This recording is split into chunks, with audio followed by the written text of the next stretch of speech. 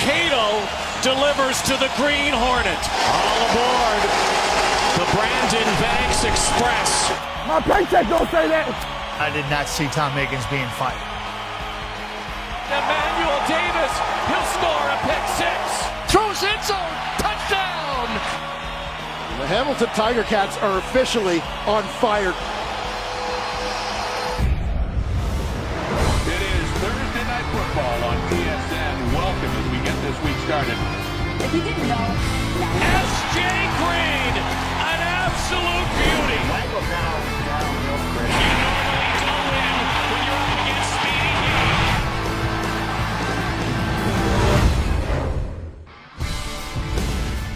The Hamilton Tiger Cats emerging from their dressing room onto the field in a stadium they have yet to lose in, going back almost a year against the Toronto Argonauts, taking on the team they beat to get to the Grey Cup last November, the Montreal Alouettes. It's all ahead on Thursday Night Football on TSN. Hi there and welcome. I'm Rod Smith along with the panel of Milt Stegall, Matt Dunnigan, and Chris Schultz. The Ticats have been dominant.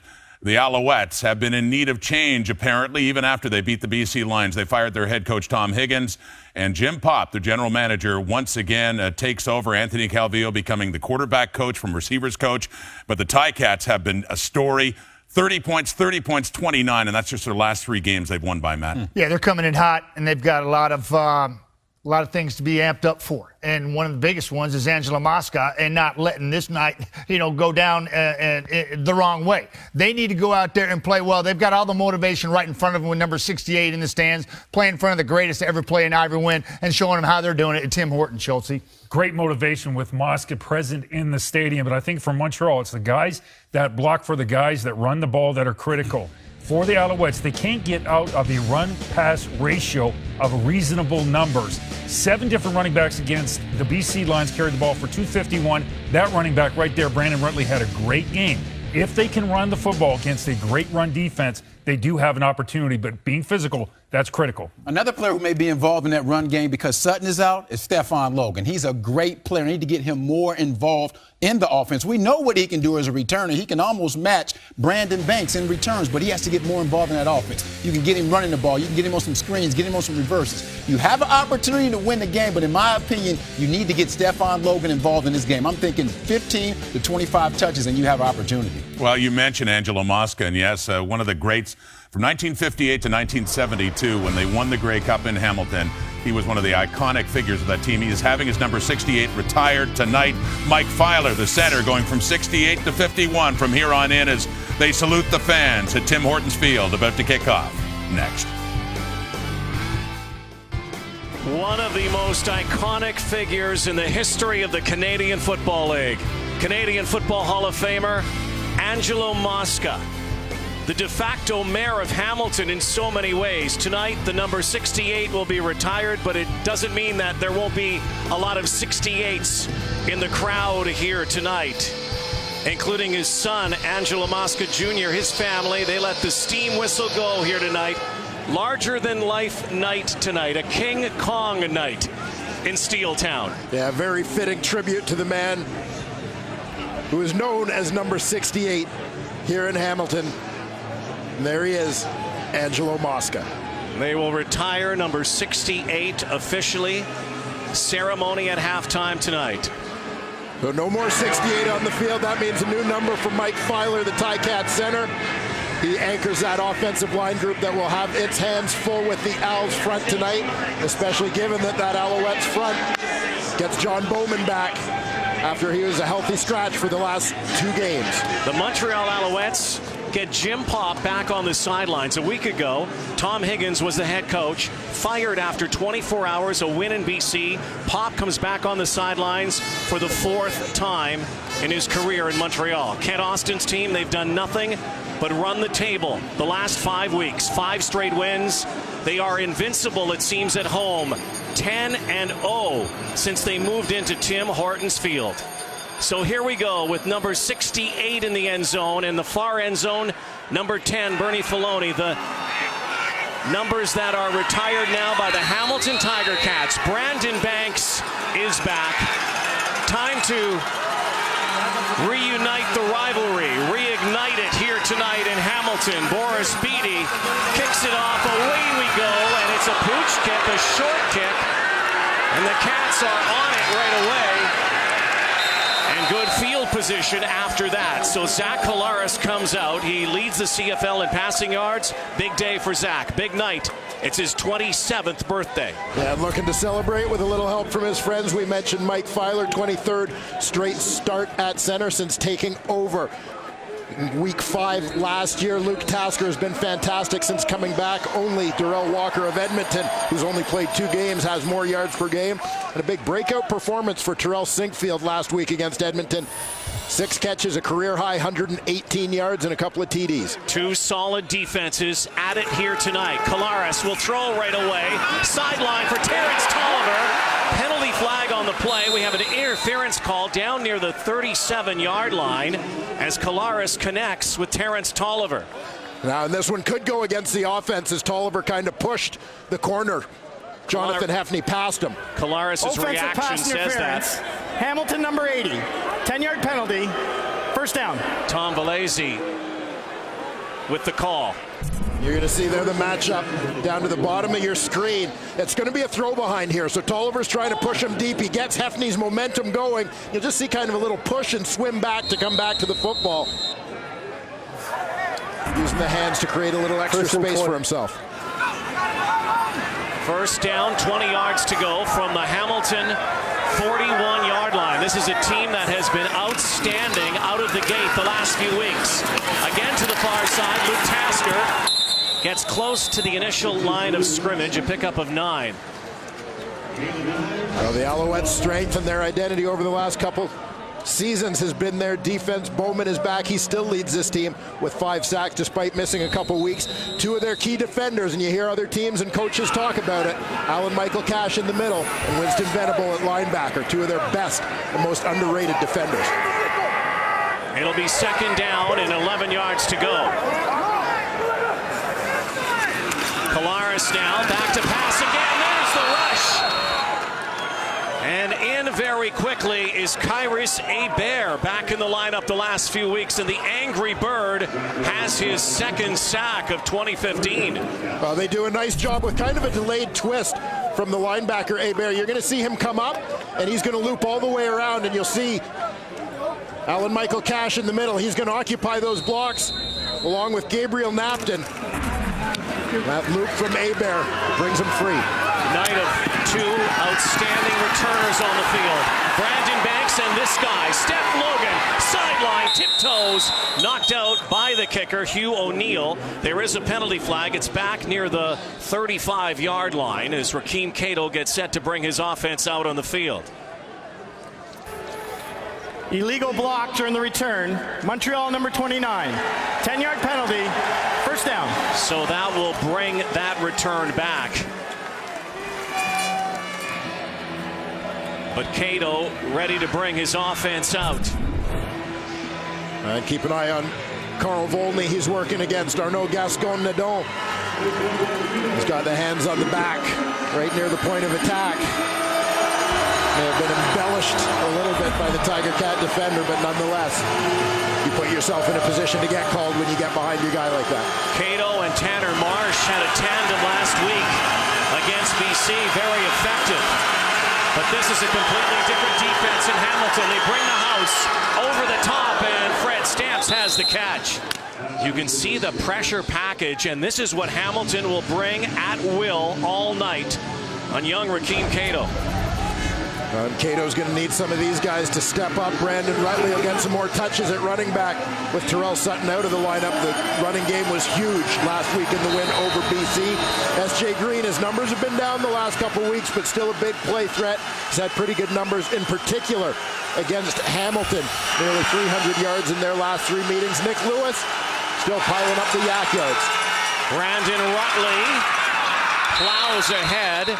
It's going to be close to a first down. Now, the Alouettes are last in the CFL in 2nd down conversions.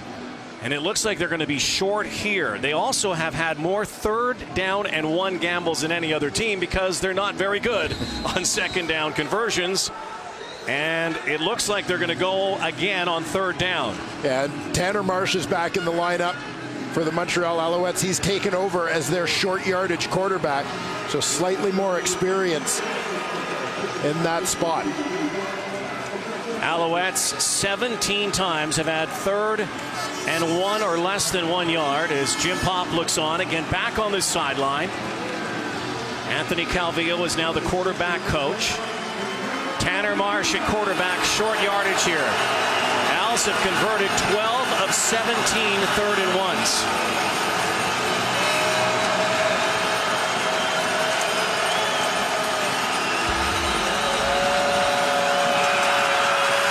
Marsh goes forward, and they might give him the progression. We'll have to see. And they're saying it is a first down, but that was close. Yeah, it looked like he found a little bit of a soft spot here, and Marsh does a nice job keeping his feet on the ground. He doesn't have to dive over top. Keeps his feet on the ground, so he's able to keep moving forward despite some contact from Ticat defenders. Marsh and Cato combined to go 19 of 22 in BC last week with 154 yards and a touchdown. Almost 86% passing that night. So they'll keep this drive alive here on that third down gamble. Brandon Rutley ripped down by Justin Hickman on the far side. Rico Murray in on the tackle as well. The Ticat defense has been red hot of late. Taylor Reed led the way last week with a couple of forced fumbles.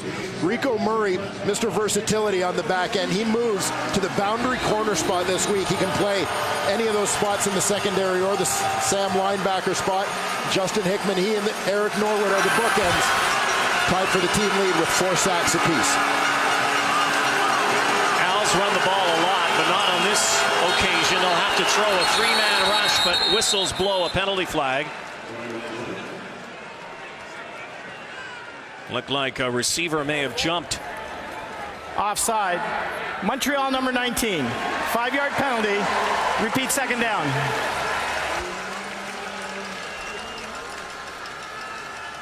The veteran S.J. Green flagged for the offside there.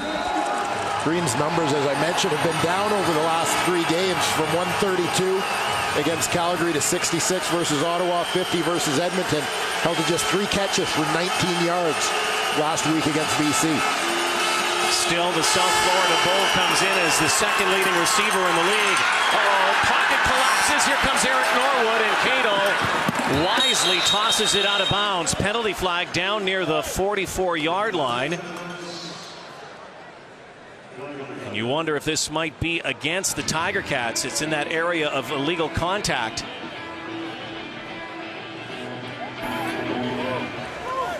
Defensive pass interference. Hamilton number 3. Point of foul. Automatic. First down.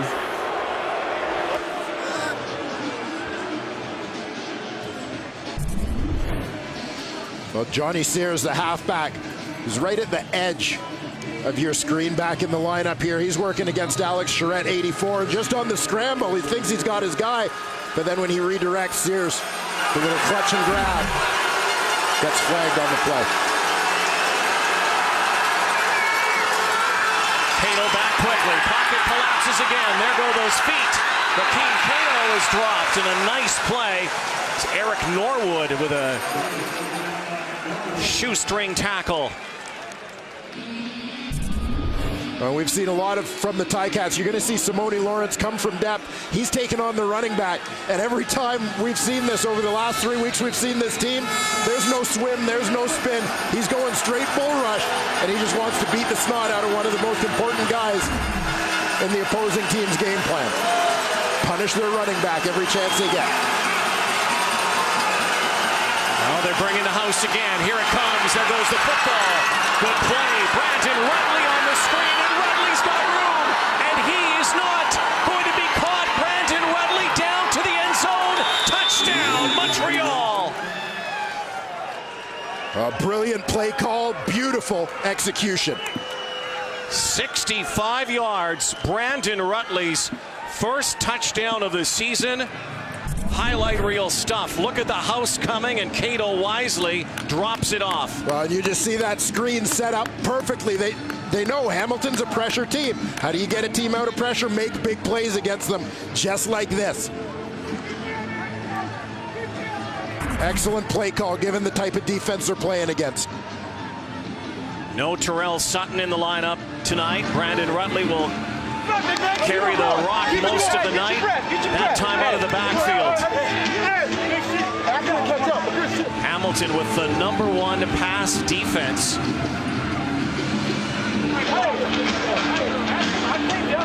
Brandon Rutley has the Hamilton Tiger Cats shaking their heads here.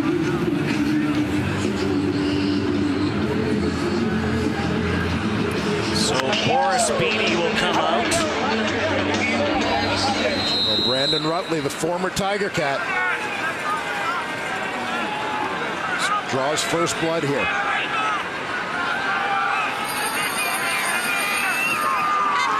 Beatty puts it through. The Montreal Alouettes strike first in enemy territory. No one has ever won a road team at Tim Hortons Field. They're trying to break that jinx tonight. No opposing team has done in the first quarter. The last 2 games here at Tim Hortons Field put a point on the board. They put 7. Yeah, and again, nice execution here. And the reason I like the play call again is when you're working against a pressure defense, one of the ways you get them out of the pressure is with big plays, but also the entire purpose of the screen, which is to make these guys think twice now as guys are rushing full speed upfield. They're worried about having to redirect now. Brandon Banks follows the lead of some blocks. Nicolas Boulay downfield makes the tackle. Birthday boy, Zach Collaros, looking to answer that touchdown from the Montreal Alouettes. 7-0 Owls on Thursday Night Football. TSN is brought to you by Nissan, official vehicle of the Canadian Football League. Hamilton Tiger Cats second series, getting close to the midway point of the first quarter, down 7-0. They're not used to being down here at home. Terrell Sinkfield, bit of a power sweep end around. Terrell Sinkfield coming off a breakout week last week. Sinkfield, an important guy in this offense as they try to use Brandon Banks a little bit less on offense. Sinkfield kind of the speed guy and the guy who they can use on some of those sweeps. Again, without Bakari Grant, without Andy Fantuz, and Sinkfield getting a lot of playing time. A couple of touchdowns last week as a break in cadence causes flags to fly. Yeah, it's going to be against the Cats. Procedure call. Procedure. Hamilton number 50. 5-yard penalty. Remains second down. It goes against the left tackle, Jake Olson.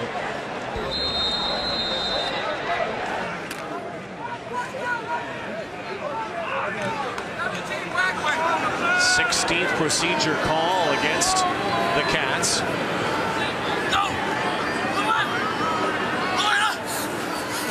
There's a lead high in the CFL. Now, Polaris with Tyquan Underwood undercover.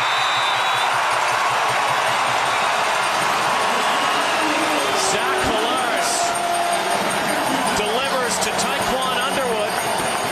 47 yards up near the Montreal 44. Well, the Tiger Cats are going to create some confusion with those 3 receivers. Sinkfield on the hitch. Goes nowhere. Ticats are going to get 3 receivers crossing with their motion, trying to create some confusion. Ultimately, that confusion led to Underwood coming deep late for Polaris to hit him on the bomb down the middle. Changes up the play again. Sends out 5 receivers. Goes over the middle. Oh! Sinkfield takes a hit from Kyler Ellsworth. But he has a first down. Watch for John Bowman from the left side of your screen, coming all the way on the loop. Ends up bull rushing the guard, Ryan Bombin, former teammate. Sinkfield goes wide again, and Billy Parker runs him out of bounds. Holds on, and now they go grill to grill. No penalty flag. Let's see, if they were in the old stadium, they would have been crashing into the wall. Yeah, they would have been in the front row. Again, we talked about this in their last meeting back in week 4. Montreal won that meeting, as a matter of fact, a very defensive game. These hostilities go back to last year's Eastern Final and last season. Two teams that have built a really nice rivalry. Nothing wrong with a little bit of hostility on the football field. 2nd and 7. Saw John Bowman there, back after missing a couple weeks. Healthy scratch, could be picked. Ray Hawley had it in his gloves, and then it was up for grabs. So it's going to be 3rd down, and the best the Cats are going to do here is a Justin Medlock field goal attempt. And they're trying to get the running back Hawley involved with a bit of a quick slant, but he was just unable to react quickly enough to get the hands on that hot throw. This will come from near the 37-yard line. Justin Medlock, 16 of 19. Former UCLA star, but inside the 40 this season, he has been perfect. 11 for 11. He's money from that range. 5:12 to go, 7-3 Montreal on the longest touchdown play of the season offensively for Rakeem Cato and his Montreal Alouettes. Thursday Night Football rolls on from Steeltown. With more, Matthew Shinetti. Rod, this week when Anthony Calvillo became the Alouettes quarterbacks coach, he saw Rakeem Cato get frustrated during practice, but he didn't say anything. This week was about observation between the coach and the quarterback. And before the game, Calvillo is going to give Cato a tip sheet, but he told us right before the game, I don't have to say anything to Rakeem. I think he's ready. Guys? Yeah, thank you, Matt. Usually, Anthony Calvillo, for the most part of the season, has been giving his tip sheets to receivers. Hall of Fame quarterback in Montreal, of course, who was the receivers coach. This seems a little bit more of a logical progression for him. Yeah, and you know, you look at him being the receivers coach at the start of the year, and that's a little bit more of a beginning position, I think, for a guy in his first year coaching. But I think what the issue wasn't the position he was coaching, the fact that he wasn't meeting with the QBs. Nice catch, S.J. Green now. Green with a spin. Crossing pattern. S.J. Green makes his first catch of the night. It's a 35-yarder.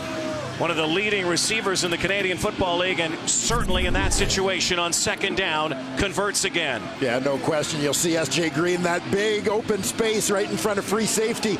Michael Daly dodges a tackle and adds to his collection of big plays. Remember, we mentioned pregame, S.J. Green tied for the league lead coming in tonight with 6 catches of 30-plus yards. 1st and 10 from the 36. With protection again. Far side. And S.J. Green rolls over with the completion. And Rakeem Cato's happy to have Anthony Calvillo mentoring him. I mean, he brings so much to the game off the field as far as his coaching ability. I mean, as far as him just being at the stadium all night still, preparing little keys and tips for the other quarterbacks and myself, just to make sure we good and ready to go for the game. So it's just the small things, his dedication for the game, his love for the game. It just still does. It's just like he a player again. Brandon Rutley over the middle with Tanner Marsh behind center. Another first down. Rakeem Cato told us yesterday, you know, he'd really like to pick the brain of Anthony Calvillo. They don't really know each other all that well because Anthony Calvillo's been working with the receivers, but Cato knows a lot about what AC did in this game. Yeah, no question about that. He's learned the history. He's looked him up a little bit in this YouTube generation. But again, just the fact that they were sort of meeting separately. Calvillo was very focused on coaching the receivers. That was his job, and I think as a rookie coach was a little worried about overstepping his bounds as well. 1st and 10. Here's the rush. Cato now throws it over into the lounge. Nice catch made by one of the patrons. And that was just a duck and chuck from Akeem Cato because they were coming hard. Had no other option. Yeah, and this is part of the learning process for a young quarterback, and particularly a guy like Akeem Cato, who for so much of his career has been all about using his legs and extending plays and these great escapes and so on. Sometimes the best play is to just throw it away, protect your field position, don't risk it by scrambling around, line up for the next one. Calvillo set, biggest thing, quick release. Wants to get that ball out of his hand, and he does, and he throws to the end zone, and through the uprights where no one was there. And again, another throwaway from Cato, and again, intense pressure coming from that Ticats front seven. Well, but you get a bit of a feel as you look at this one. And the Alouettes offensively have hit a couple of big plays, and particularly that screen. You know what they did in terms of the run game last week with Sutton, Rutley, and Logan all having big games. A lot of respect there shown by the Tiger Cats on play action. And we'll look for the Alouettes to continue to use that through this game to slow down the run. Boris Beatty, just one miss this season from the 31. He too is money, kicking at near 95%. John Bowman back with the Alouettes, the sack leader in Montreal franchise history. Healthy scratch the last couple of games. You wonder if it's lit a fire underneath John Bowman. The emotions of having something taken away from you got to him before tonight's ball game. John Bowman shedding tears. Said he was not bitter, being a healthy scratch, just refocused. You know, I really don't have to prove anything to anybody. You know, I've been here for 9.5 years. I played through injuries, you know, a lot of stuff I can't even say on TV. Everybody know what I'm willing to do for this team, for this organization, and for my brothers I take the field with. So they can just look at me and know if I'm in the lineup, I'm going to give it everything I got. John Bowman brings much more to the table for the Montreal Alouettes than 88 career sacks. Also, the key veteran leaders on this club. Brandon Banks tripped up his teammate, a collision, 22-yard line. Well, John Bowman, when we chatted with him yesterday, didn't show that type of emotion we saw before tonight's ball game, but I think it kind of hit him. Yeah, I don't think there's much question of that. And an element of that is he is here in his 10th season with the Montreal Alouettes. You know, I think in some ways you maybe start to think a little bit about your own expiration date, as it was put. The possibility that you may not have a whole lot of this left, but you better make the most of it. Zach Collaros. Terrence Tolliver should have had that one in late in this first quarter, something that hasn't happened to the Hamilton Tiger Cats for most of this season at home since they had that delayed start. Of course, the Pan Am Games kept them out of this place. The last two games here, they've annihilated opposition. Yeah, been out of the gate very quickly and did the same thing on the road last week, quite frankly.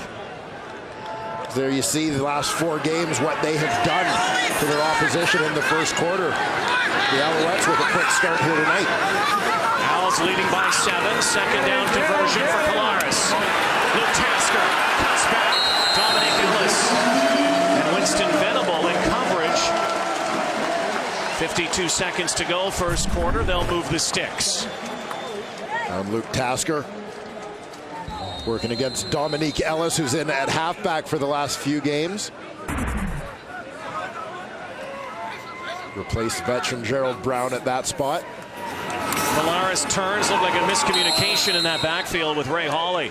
And again, Kyrus Hebert, who missed a good portion of the start of the season with injury, so happy to be back, and I guess you could say angry to be back. When he's angry, he's happy.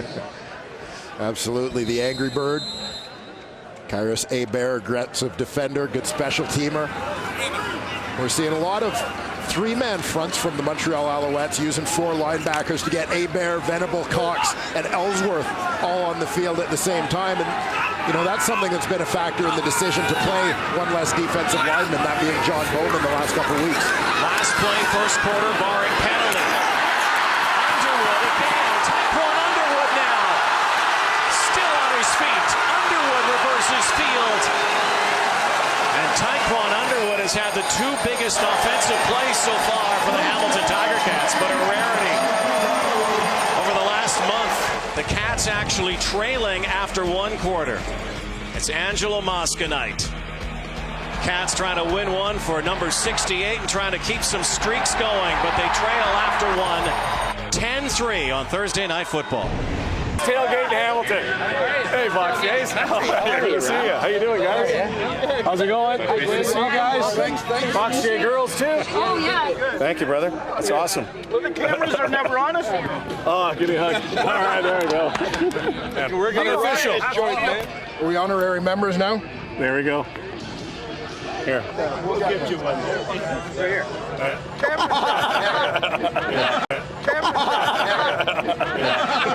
Okay, give me the helmet. Give me the helmet.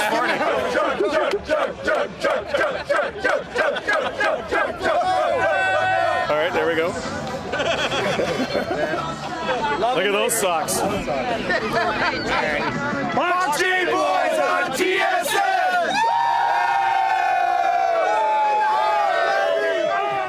Well, when in Rome, you have to be with the Box J Boys. Thanks for inviting us to your tailgate tonight. And, of course, tonight's all about 68. We got rid of the kilts. We got the Moscas. Absolutely. That's a pretty good deal. Big Angie been signing these ones for us. Very proud to say. Well, a lot of 68s, and again, they will make it official, even though it is official before this game, with 68 being retired. A very special ceremony. His wife Helen with him tonight. Met her, guess where? At a Hamilton Tiger Cat football game. Very fitting. Ange has been a fixture here for so many years.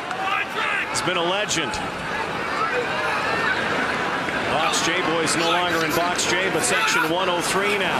What a tailgate. Polaris now. Penalty flag down with his feet. He goes down. Kyrus Hebert in on another tackle here tonight.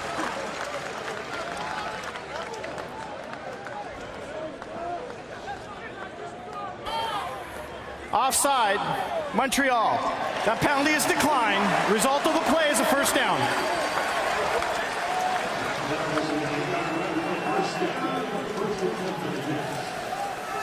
And it looks like the middle linebacker, Kyler Ellsworth, is lined up, mugged up at the line of scrimmage. Is inside that 1 yard, neutral zone. Polaris now barks out the play on 1st and 10. Near the 28. Down 10-3, early second quarter. Here comes the rush. Over the middle. Sinkfield again. And Terrell Sinkfield getting an opportunity to see more football and making the best of it. Well, and this has been the story for a number of players on the Hamilton Tiger Cats this season. Well, their injury issues may not be as crippling as some teams. Bear in mind, offensively, they are right now without C.J. Gable, Bakari Grant, and Andy Fantus. Polaris on the hitch. Far side for Tolliver with that shoulder pad out of his jersey inside the 10-yard line. And the Ticats now operate in that red zone, or green zone to some, inside the 20-yard line. By the way, they're best in the Canadian Football League in this territory.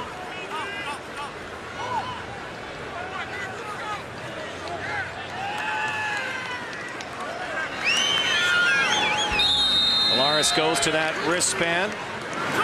First 5 weeks they were 8th in the CFL, but since that time they've been perfect here. Finding the house.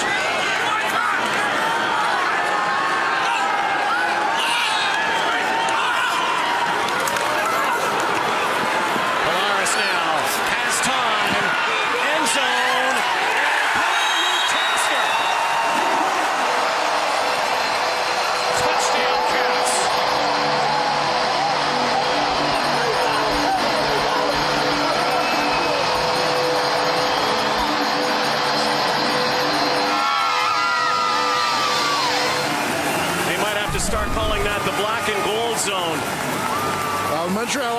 are initially successful here at getting a little bit of pressure. You saw Alan Michael Cash gets a shot at Kolaris initially. I thought he was going to try and throw it away and just chuck it out the back of the end zone, but just drops this one in perfectly over top of the defender to find Luke Tasker right at the back of the end zone. Third of the season for Tasker. 2 straight weeks now, 100 yards plus receiving. Again, these Hamilton Tiger Cats, one player goes down, another gets a chance to step up like Tasker is, and one of the most dependable in the CFL as Justin Medlock buries it.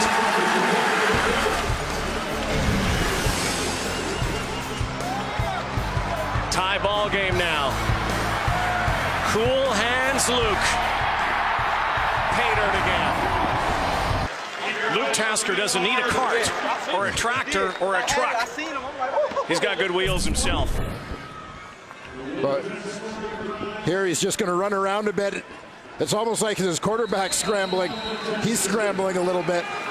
Buying time, and as a result, he sort of gets lost in the defense.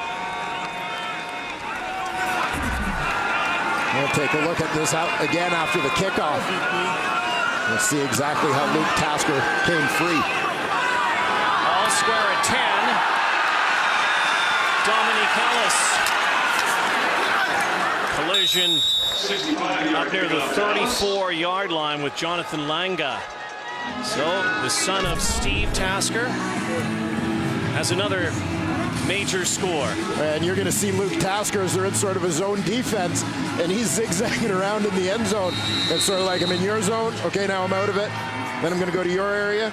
He starts to the flat, and then he's going to curl inside. All right, he's going across the middle. No, he's not. And that's where he gets lost, as they pass him up as he starts looking like he's going to cross the field, and then cuts it back outside in behind the defender. And I'm sure that was on Zach Kolaris' wristband.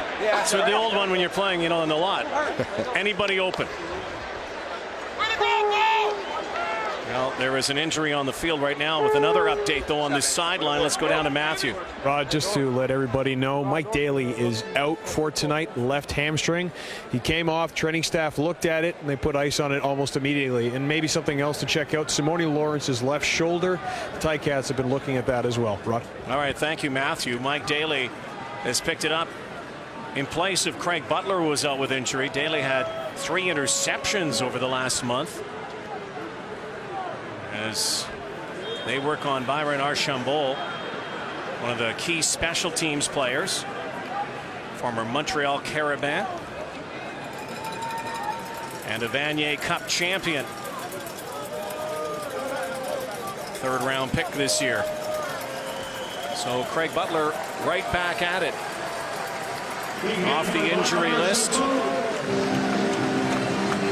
Back at free safety with Daly out. So yeah, and the goal had been to kind of ease Craig Butler back into the lineup after he's been out for these last couple of weeks. It looks like he's going to play most snaps here now. A lot of times the Tiger Cats would get both Butler and Daly on the field in obvious pass situations. So Butler takes over for Mike Daly at free safety.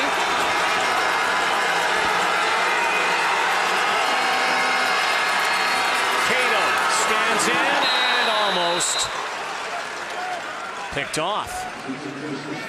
This is a team that already has 6 pick sixes, the Hamilton Tiger Cats, 2 fumble recoveries for touchdowns, 8 defensive touchdowns this season.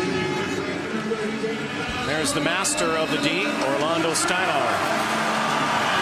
Oh, when you think of some of the coordinators that Orlando Steinauer has played under and coached under during his time in the Canadian Football League, it's little wonder that he's become a successful one himself. 2nd down and 10. Penalty flag back at the 49. Time count violation. Montreal number 12. 5-yard penalty. Remains 2nd down. Play clock came down to zeros. We talked a lot last week about Orlando Steinauer having worked under Chris Jones when both were together for Toronto's Grey Cup run in 2012. You think during his playing career under Rich Stubler for years in Toronto, spent some time under the great Don Sutherland here in Hamilton. A lot of good teachers over the course of his career. 5-time CFL All-Star. Cato now in trouble. Down he goes. Sacked by Eric Norwood. Rakeem Cato just ran into a black and gold wall. And Cato's not getting up.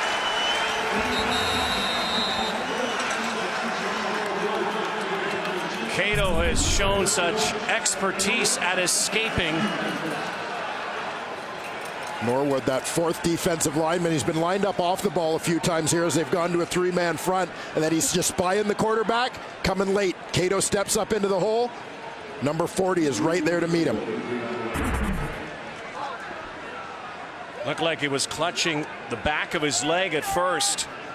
We'll have to see. This could be critical.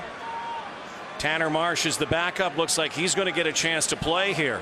We'll step aside and come back to Hamilton. Off gingerly. Yeah, and you wonder here if that right toe seemed to almost kind of catch as he got hit and was starting to turn. As he takes the initial shot, and just as he starts to turn, the toe grabs a little bit there, and you wonder if he might have tweaked a knee or a hip just as a result of that. So Marsh is ready if needed, but it's third down. Boris Beatty. Oh, look out. Beatty just got nailed, but no flag. And off of the helmet of Banks, it's Montreal football. Strange circumstance at both sides. Beatty gets cranked, and then it goes off of the grill of Brandon Banks, it looked like.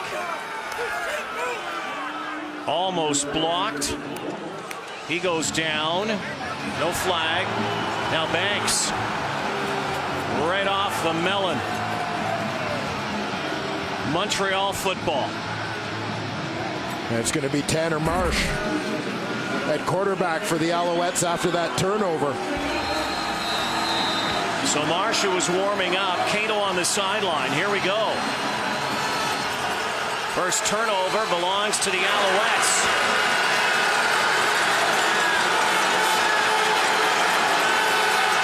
Trying to score off of this turnover now. Former Hamilton Tiger Cat Samuel Giguère gets rocked by Craig Butler, his ex-teammate. Butler doesn't waste any time. Well, so much for easing back into things. Craig Butler laying the lumber. It's a good run here by Giguère.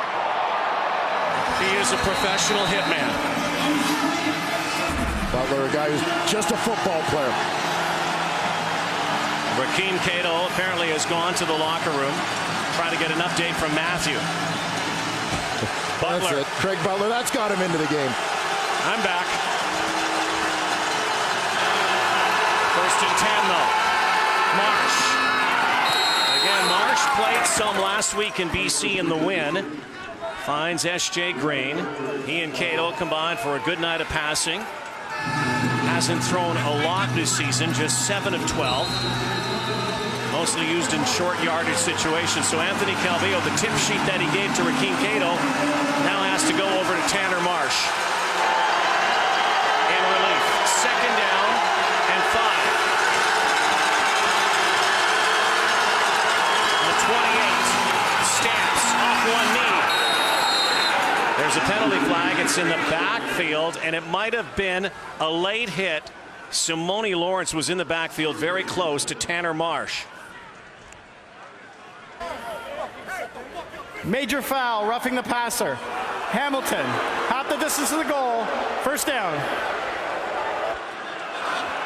And Lawrence is going to come completely free off the edge, but he gets there late. Marsh recognizes the blitz, gets the ball out quickly, but Lawrence kind of follows through.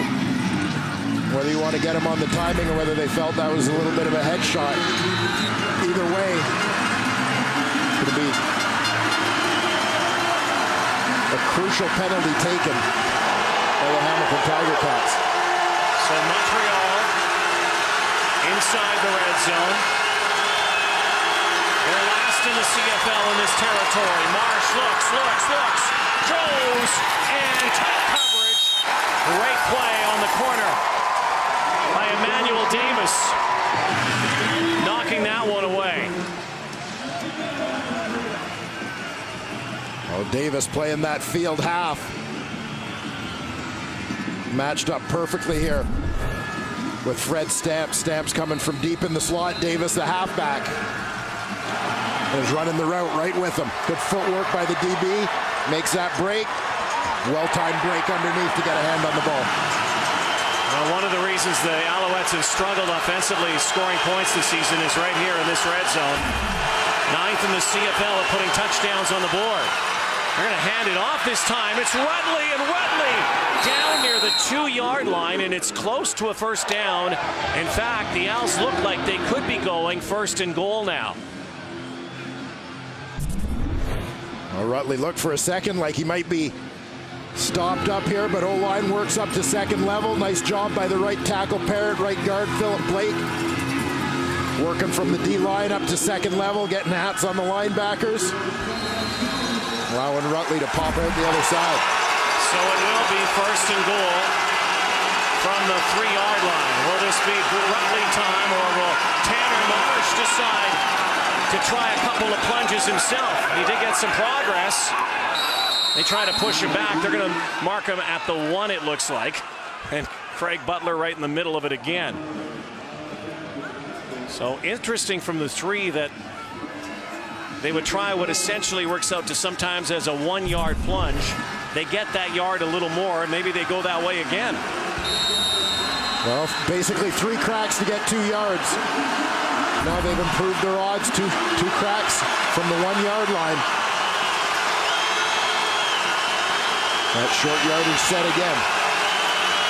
Marsh with Rutley. It'll be Tanner Marsh again. Why not? Touchdown!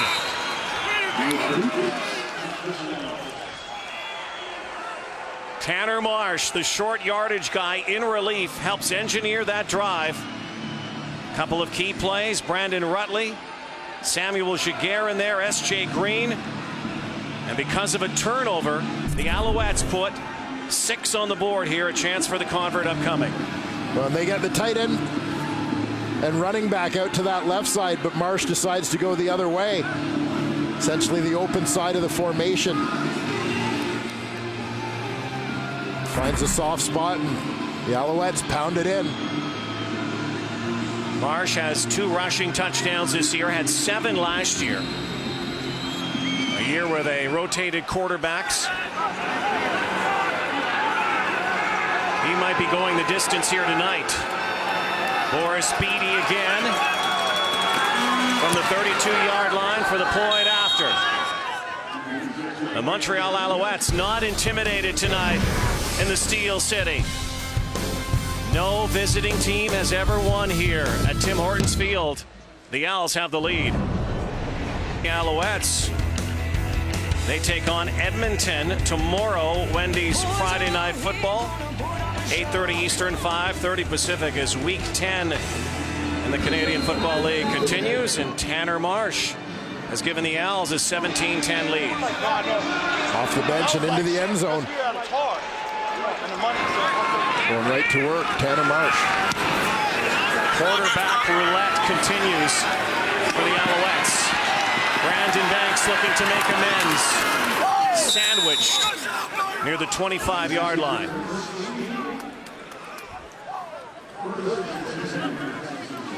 Well, Zach Collaros can't be much better. 9 of 10, 144 yards and a touchdown for him so far. The Montreal Alouettes nonetheless lead by 7 here in the second quarter. This is rare air for these Tiger Cats, not used to being behind in their house. Alouettes have taken the crowd out of it.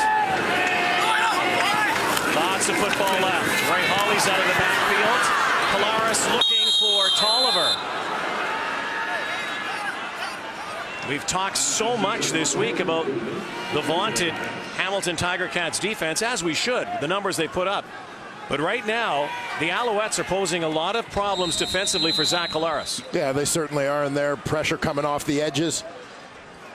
Both John Bowman and Gabriel Napton. See their defensive coordinator, Noel Thorpe.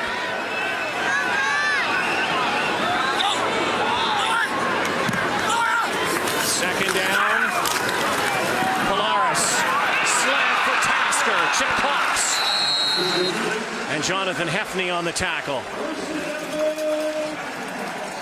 Hamilton comes into this game number 1 in second down conversion. They convert again.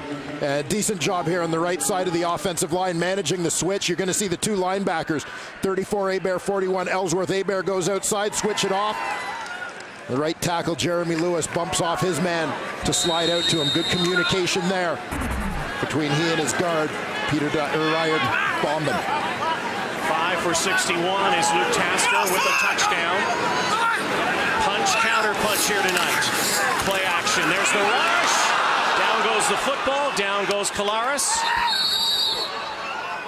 And the Alouettes have the football. Michael Clausen has the football, and it's another Hamilton turnover. Shock at Tim Hortons Field right now. The Ticats have turned it over again. And it's all Michael Clausen. Former Calgary Dino. Clausen, 2013 draft pick, now in his 3rd year with the Als. A little bit of trouble in terms of managing the gap on that side. They popped the lineman out of there. Filer, the center, had a long reach to get to Clausen, had trouble getting to him. Here's Brandon Rutley. Slashing, takes a big hit from Johnny Sears Jr., who was back in the lineup, number 3. We're so used to seeing Johnny Sears through the years wearing number 0, which is worn in Hamilton by Rico Murray, but Sears missed 6 games with a hamstring injury. Yeah, came over from the Winnipeg Blue Bombers as a free agent late in the offseason, but earned a starting job out of training camp. When you think about the great Winnipeg secondary a few years back, all those guys still playing with other teams. Javon Johnson, Jonathan Hefney here with Montreal. Sears and Brandon Stewart in Hamilton. Rattling on 2nd and 3. He fumbled the football. Hamilton has it back.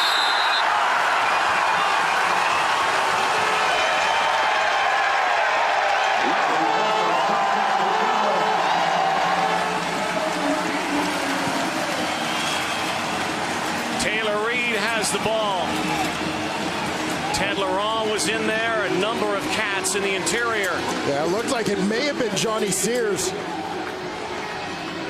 who got his hands in there to pull the ball free as his teammates held up the running back, Brandon Rutley. The previous play is under review by the command center. They review every turnover. Watch Sears with the right hand. He's reaching and ripping here. Gets the left in there as well. And pops it out. We'll roll back a couple of frames here and just ensure that it was out before Rutley's knees were down.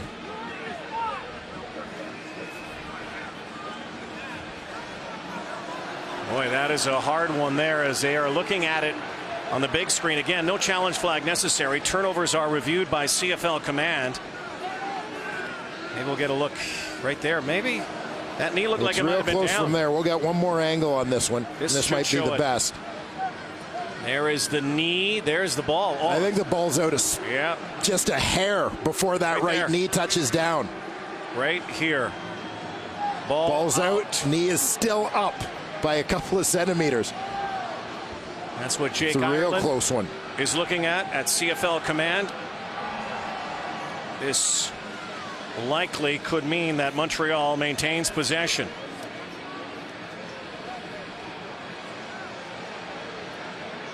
Hamilton came into tonight number 1 in turnover ratio.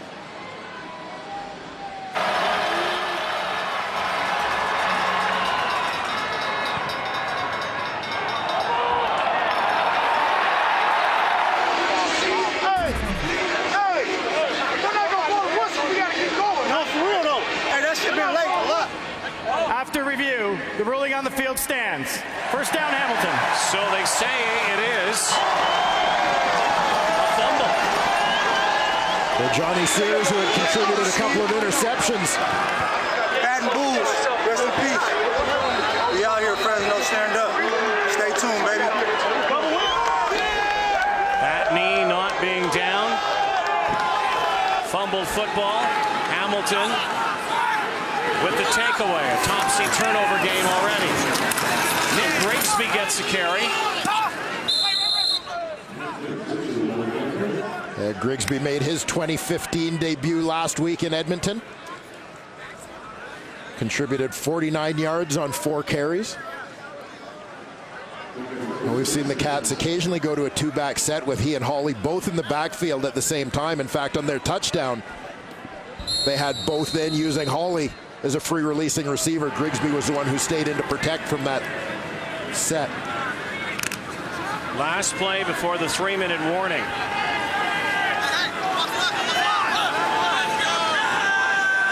Polaris, Sinkfield in motion. Tolliver sprints out 2. Good protection. On 2nd and 6, so after the turnover, Cats will boot it away, but they'll do that when we come back. 3-minute warning issued to each bench. On Thursday Night Football, 17-10 Montreal. How things normally go at Tim Hortons Field. Paul Laplace will talk about how their offense is handling the pressure of the Ticats defense. Speaking of great defenders, Angela Mosca and the jersey retirement coming up at the half. Back to Rod and Dwayne. All right, there it is. Angela young, Angela a little older. Angela Mosca night here tonight. Steph Logan sprints outside, cuts the corner, and Logan tackle down by Brandon Stewart after a good return for Steph Logan. Let's go to the sideline once again. Here is Matthew. Rod, the Owls are saying Rakeem Cato has a lower body injury and is, quote, uncertain to return. The Ticats are currently looking at Ryan Bombin's right ankle. Rod. All right, thank you. As they try to win one for Jim Popp, who is not in his first game as a head coach, but his 4th debut, you might say. 4th time now, replacing a coach in midstream. Firing Tom Higgins. Fred Stamps. Precise pass. 7 yards on that. Jim Popp had previously replaced Rod Rust, Don Matthews, and just a couple of years ago, Dan Hawkins. This week, of course, taking the place of Tom Higgins, who had led the Alouettes to a 3-5 start. There they are. There's the Botch J Boys in section 103. Brandon Rutley. By the way, I got to tell you, you rock a kilt, man. I don't know how you felt about all that. It was a little breezy. I will tell you, though, for the people in the Southern Ontario area, or if you have a CFL bucket list, come to this stadium. It's a special place, and the tailgating that goes on, not just with the Botch J Boys, but all over the parking lots, is really cool. It was fantastic pregame atmosphere. It's become a great game day experience in here. And I will say there were a couple of clusters of Alouette fans over there. We even saw Argo jerseys over there tailgating, and even they were treated with some hospitality. Mosca, 3rd and 1. They hand it to Rutley. He's got the first down.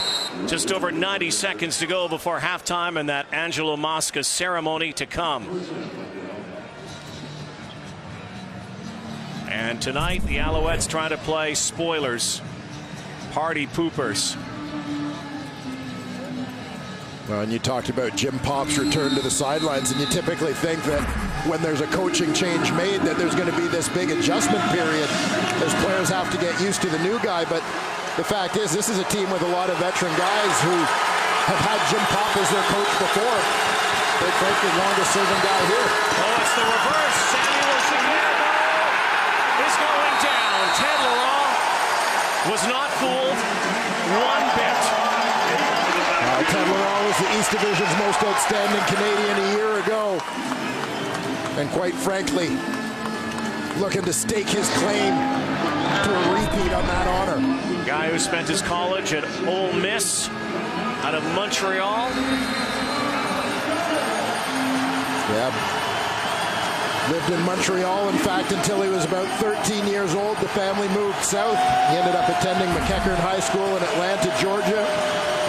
Recruited from there to Mississippi, originally an Eskimo pick in the 2011 supplemental draft. 2nd and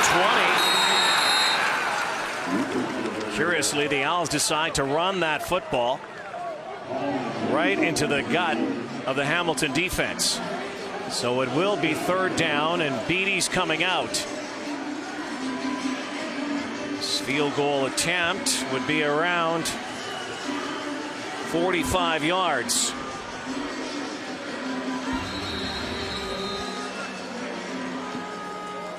Again, Beatty has missed only once this season. 20 of 21. His longest was from 50. This right on the 45. Marsh stays in the hole. The hold is down. The kick is up, and Boris Beatty has missed. And Brandon Banks was thinking about bringing that out, but he stepped on that back line, so they get a single point. Well, the summer's ultimate experience is here. Not with the Box J boys, though that is an experience. Over 100 teams from across Canada battle it out. The Nationals. Don't miss the Coors Light Games Nationals on next right here on TSN. I think the Box J boys could be in that too. I think they've got the guys to enter a team. Yes, they do. What a night. This is every night, by the way, now here at Tim Hortons Field. Sold out again. Final 24 seconds. Collaros is going to try to move them at least into field goal position. 3 passes could do it in this time frame. You got to be quick. Comes the rush. Got to get out of bounds. Terrence Tolliver does, stops it. 17 seconds, 18 on the stadium clock. Well, interesting to start with the ball on their own side of center. The Ticats not looking to run out the clock, but try and finish this half on a strong note, see if they can get in position to put some points on the board. Well, again, they have the strong leg of Justin Medlock as well.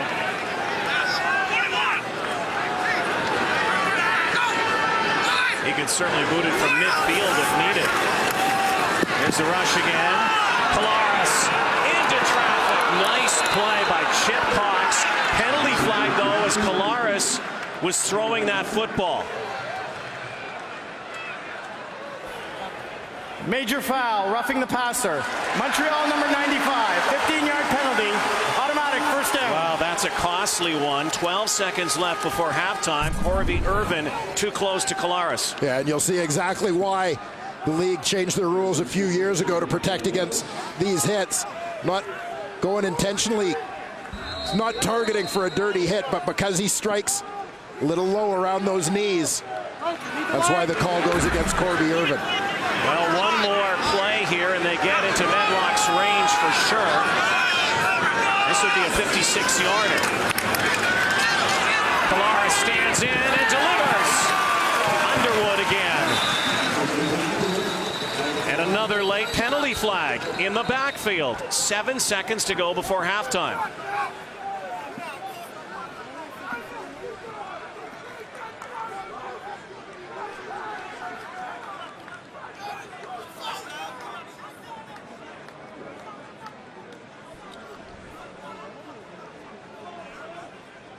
Tom Valesi now with the verdict. After the play, major foul, unnecessary roughness. Hamilton number 55. 15-yard penalty. It'll be a first down. Terrible penalty for a veteran guy to take. Tim O'Neill, who's in on that offensive line, I believe, for a banged up Ryan Bombin. So now just 7 seconds. This would have to be a very quick out to the sideline to bring Medlock out.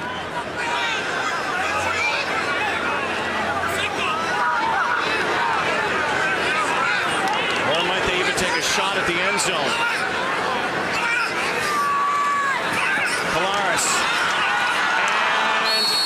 point. He's not going down, but he's sacked. And now we got a melee here. These guys better be careful. There could be an ejection if they're not careful here. There were some punches thrown. They're still going at it. We talked about the bad blood. Collaros is into it with Kyrus Hebert. Collaros has his helmet off, and now there's the first flag. Hebert. Now this could actually be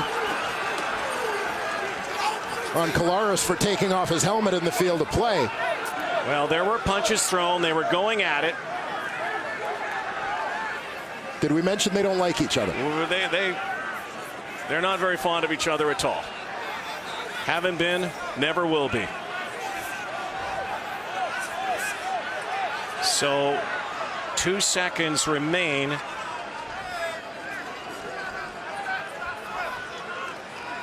And Collaros was chirping with After the play, major foul, unnecessary roughness, Montreal 34, 15-yard penalty, automatic first down. Well, that was a very costly, undisciplined, fill in your blank penalty there, because that immediately puts them in field goal position. Well, you know, and I'm going to say these are veteran guys. Tim O'Neill took one that took his team out of field goal range. Kyrus Hebert took one that put Hamilton right back in field goal range. I mean, we just saw this week, Brandon McDonald, starting corner for Ottawa, a guy who was leading his team in tackles, released after a very costly discipline-type penalty against the Toronto Argonauts last week. So a lot of why I oughtas, and so now Justin Medlock well within his range. 49-yarder to end the half, and the kick is up, and it is good.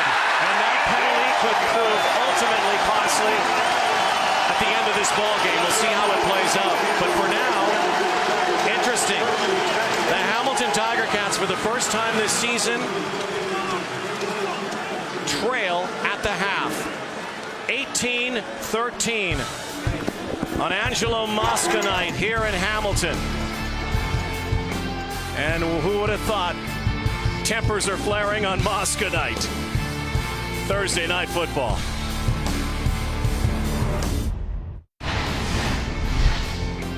It is halftime at Tim Hortons Field, and no ordinary halftime, as they are about to honor the great 68 Angelo Mosca, who was really a stalwart for the Tiger Cats for so many years, in the late 50s up until the early 70s as well, and no greater ambassador for him, and one of the best in the CFL in that regard as well. Back with Paul Laplace in the GMC Coach's Playbook, with Montreal still leading at 18-13 instead of 18-10. That Kyrus Hebert penalty, really costly.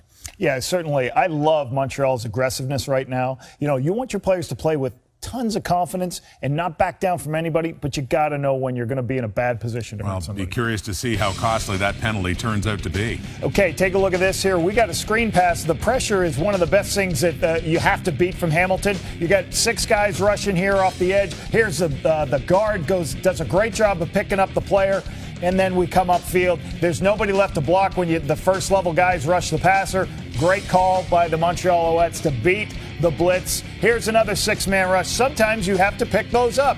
So you got the 4 rushers coming. Here comes the linebackers, Reed and Lawrence. So what do you got to do? You got to handle them. Watch Christian Matt here. Does a good job on Reed. And then Brandon Lutley comes over, and now he does his blocking on Simone Lawrence. Gives enough time for S.J. Green to be in a position to hit that dig across the field. So, hey, part of the package to win this football game is you got to handle the rushes of the Hamilton Tiger Cats. I thought Montreal's done a good job in the first half, only 1 sack so far, and we got to see how Tanner Marshall do. Yeah, I was going to say a special night at Tim Hortons Field, or an unusual one in more ways than one, because it is the first time that the Ticats have actually trailed at the half this season. But this halftime is about number 68, Angelo Mosca. You coached in Hamilton for a couple of years. What do you remember about him? Yeah, I spent 2 years with the Ticats, and I was always upstairs going up in the elevator, and he was always standing there in the elevator with me telling me, hey, you got to blitz more, you got to do this more. He always had an opinion on what he wanted to do, guys. It was a lot of fun going up and down those elevators with him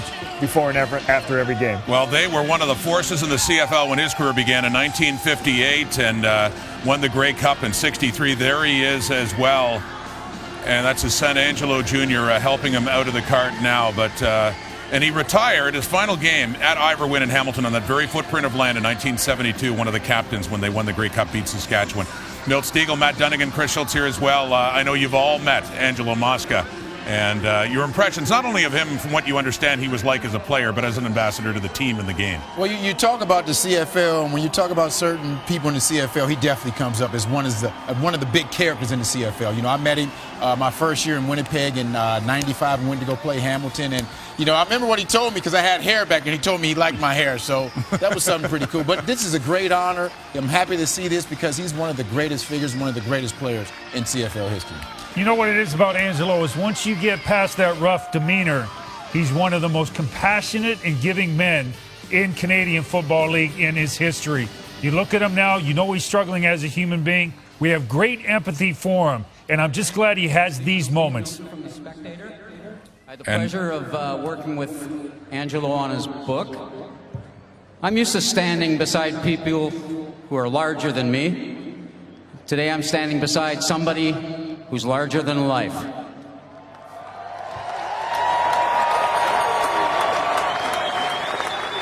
Angelo Mosca, it's wonderful to have him today here in this new stadium because the link between the old stadium, the old Hamilton, and the new stadium and the new Hamilton is Angelo Mosca. Angelo, what was it like to play football in front of these people of Hamilton?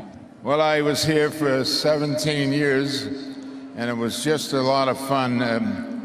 I used to go downtown every Friday night, whether I wasn't wanted here or not. Are you sure you want to go there? Why not? I've had a great run in life. And all the people that have worked for Jake Gadar, Rouse Azio, Jim Trimble, these people are the ones who made me. And I'm happy that I listened and went home early. I think your old friend, the mayor, the old mayor, has something to say to you or to ask you.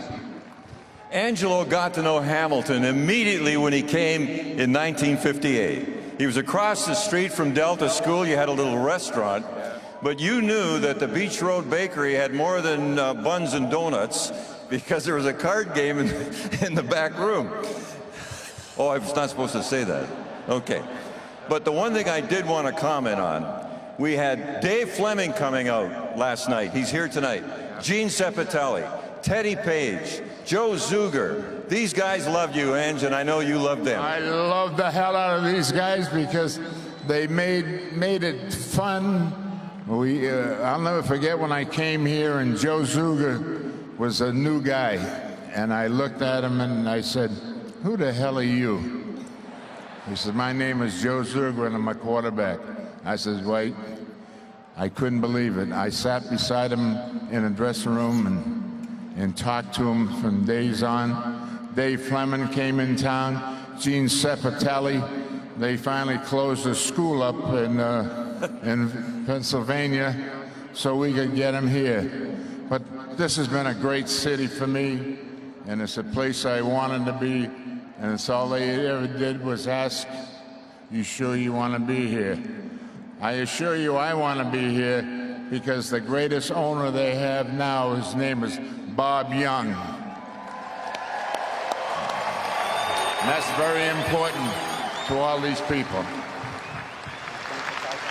Yeah. I want to thank the Hamilton Tiger Cats for allowing me to do what I want to do when I want to do it and then fire me.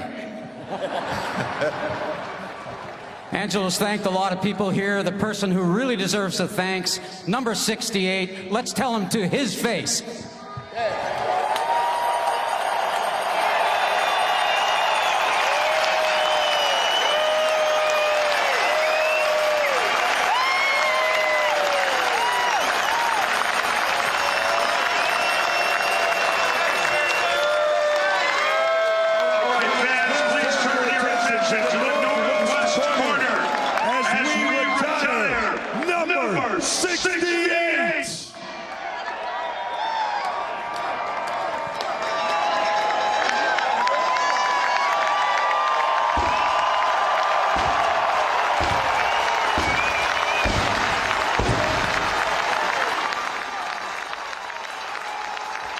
Another retired number now to go along with Bernie Floney. No one to ever wear 68 for the Tiger Cats again.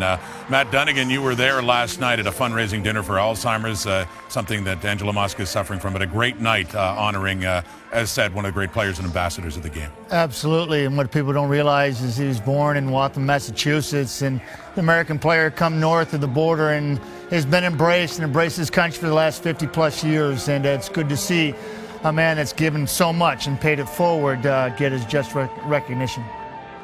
King Kong Angelo Mosca, terrorizing opposing quarterbacks for many years in the CFL. And his number is retired at the half at Tim Hortons Field. We'll be back. It is Thursday Night Football on TSN. Welcome as we get this week started. If you didn't know, S.J. Green, an absolute beauty. You normally don't win when you're up against Speedy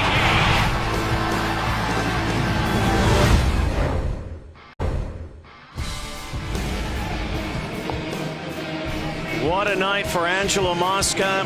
Hamilton Tiger Cats, number 68 officially retired. The Cats, for the first time this season, trailing at the half. Here's Kent Austin with Matthew Shinetti. We've seen emotions flare up between these two teams before. What was your message to them at halftime? We just play between the whistles. We don't need to be worried about all that. Hey, they're getting after us. They're playing an aggressive football game. We need to match their intensity. What kind of adjustments do you need to make in the second half? I would discuss them on camera. It's a good try, though. Thanks, Kent. All right. Well, there's Kent being Kent. Those adjustments strictly for his team, but I think one of them certainly is the trademark intensity of the Tiger Cats that has become, I think, a big part of what has overwhelmed visitors in this building. That intensity, emotion, that swagger out of the gate. What the Montreal Alouettes did was they came in here and matched it. And have been fighting, literally, between the whistles. We'll see if that penalty by Kyrus Hebert late in the first half that resulted in the Justin Medlock field goal will figure into this ball game. Steph Logan now. 5-point game. Logan up near the 30. Rico Murray is there. And Tanner Marsh, who wasn't expected to be playing in this game, but it looks like he's the guy to go the distance here. And 3 for 4 for 15 yards. He had a rushing touchdown. Very quickly leading the Owls on a scoring drive. Brandon Rutley continues to be very valuable in that backfield. 10 touches, over 100 yards from scrimmage for him. He too with a touchdown on that screen. S.J. Green, 3 catches, 48 yards in the first 30 minutes.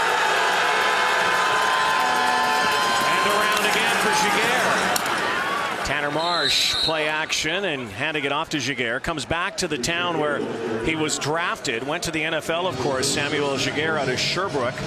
And then ended up back in here in Hamilton for 3 seasons. And this is the first time back since leaving to go to Montreal in the offseason. Yeah, and the Hamilton Tiger Cats made Sam Giguère an offer during free agency, but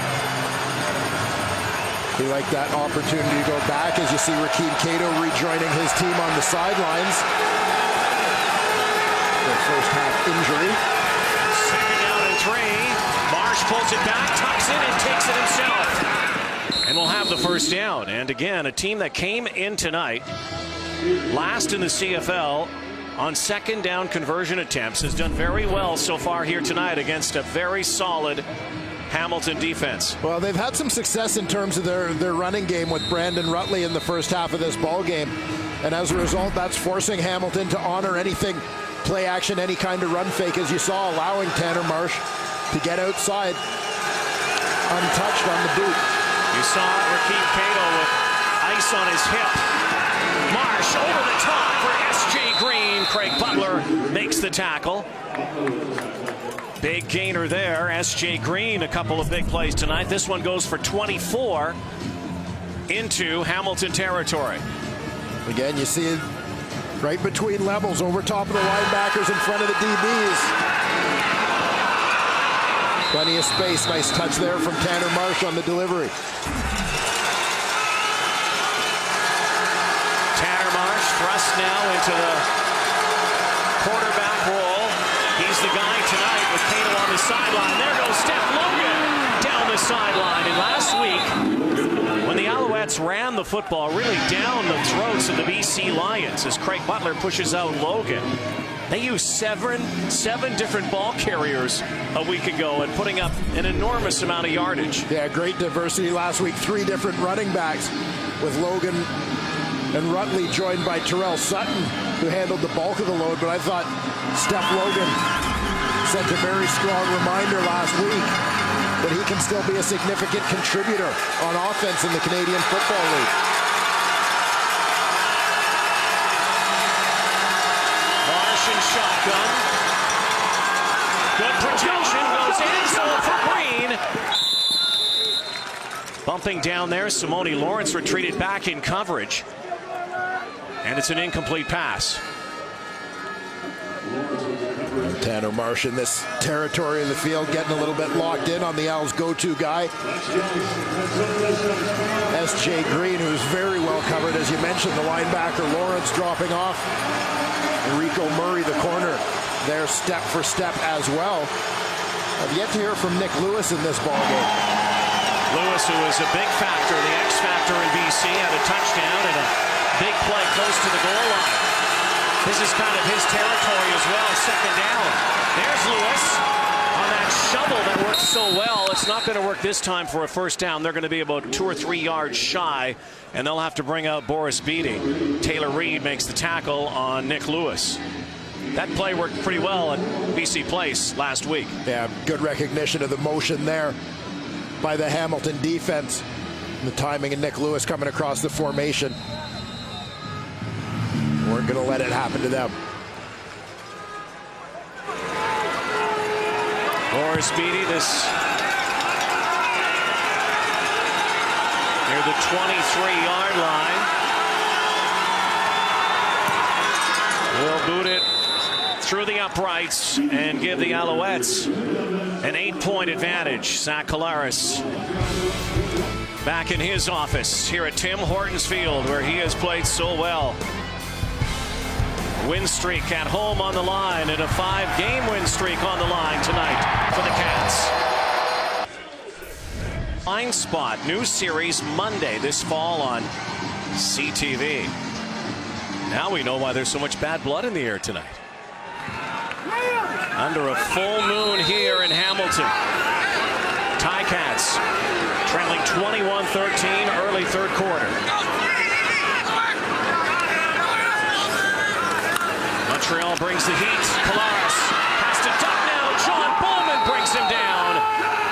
And how good must that feel right now for John Bowman? Out of the doghouse, under the spotlight. Well, you're going to see the interior pressure that flushes Zach Collaros.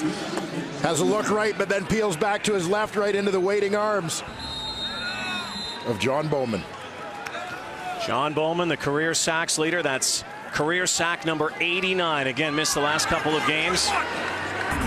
Essentially benched by the Montreal Alouettes. Saw the emotions early. Tears streaming down his face before this ball game. Collaros again is brought down. Kyler Ellsworth with a sack on Zach. Well, we showed in the first half of this ball game how the Tiger Cats offensive line did a nice job switching off on a twist. Here a little bit of trouble on the interior. You're going to see both Ellsworth 41 and Hebert 34. Both are coming, they cross. Ellsworth pops through. Get a lick on the quarterback. 5th sack tonight for the Montreal Alouettes. A team that has come into Hamilton in a very surly mood. Coaching change, 3-5 record, and their arch rivals, and the Ticats, rather than kick it back to Steph Logan, decide to give up 2. And now it's a 10-point game. Zach Collaros under siege right now. Collaros sacked by John Bowman. Sackman is back. Sideline, here's Matthew Shinetti. Absolutely, Rod. Looks like Ticats keep dropping. Eric Norwood, surprisingly, is done for the night. He has ice on his left knee, and for what it's worth, he just told me he'll be all right. Rod? Well, not all right tonight, though, as you can see, and the Hamilton Tiger Cats are going to miss his presence. Already had a sack in this game, the lone sack for the Cats. Story here, though, is Montreal on a high kick. And Dominic Ellis gathers it on the far side. Bit of a pooch kick that time. 10-point game for the Montreal Alouettes. So what is it about the Alouettes tonight having so much success in Hamilton? Well, I think a couple of things. Number one, they hit a big play early, which is going to affect a pressure team. They've done a decent job running the football as well, which is something other teams hadn't been able to get going. And other teams had been in a hole early, which had also contributed to them not running the football. So there's that. We talked about the intensity out of the gate, critical against the Hamilton Tiger Cats. And defensively, they've been terrific with their pressure, mixing it up where they're coming from. Marsh now looks one way and the other. It's batted up. It's picked off by Simone Lawrence. This is a team that leads the CFL in turnover ratio. And I was just about to say their offense can't score. Maybe it'll be their defense that ignites them.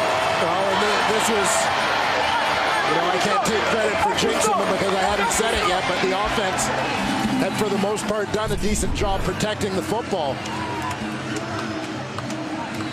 Batted down here, right there, by Brian Hall. Huge play. Easy pickings for Simone Lawrence. Instant field position for the Cats.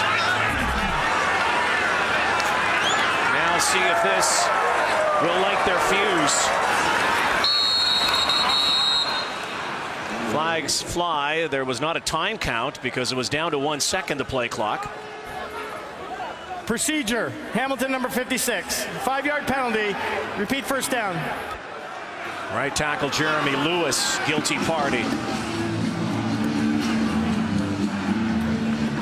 Right away, the Tiger Cats, after a big break, putting themselves in that hole at 1st and 15.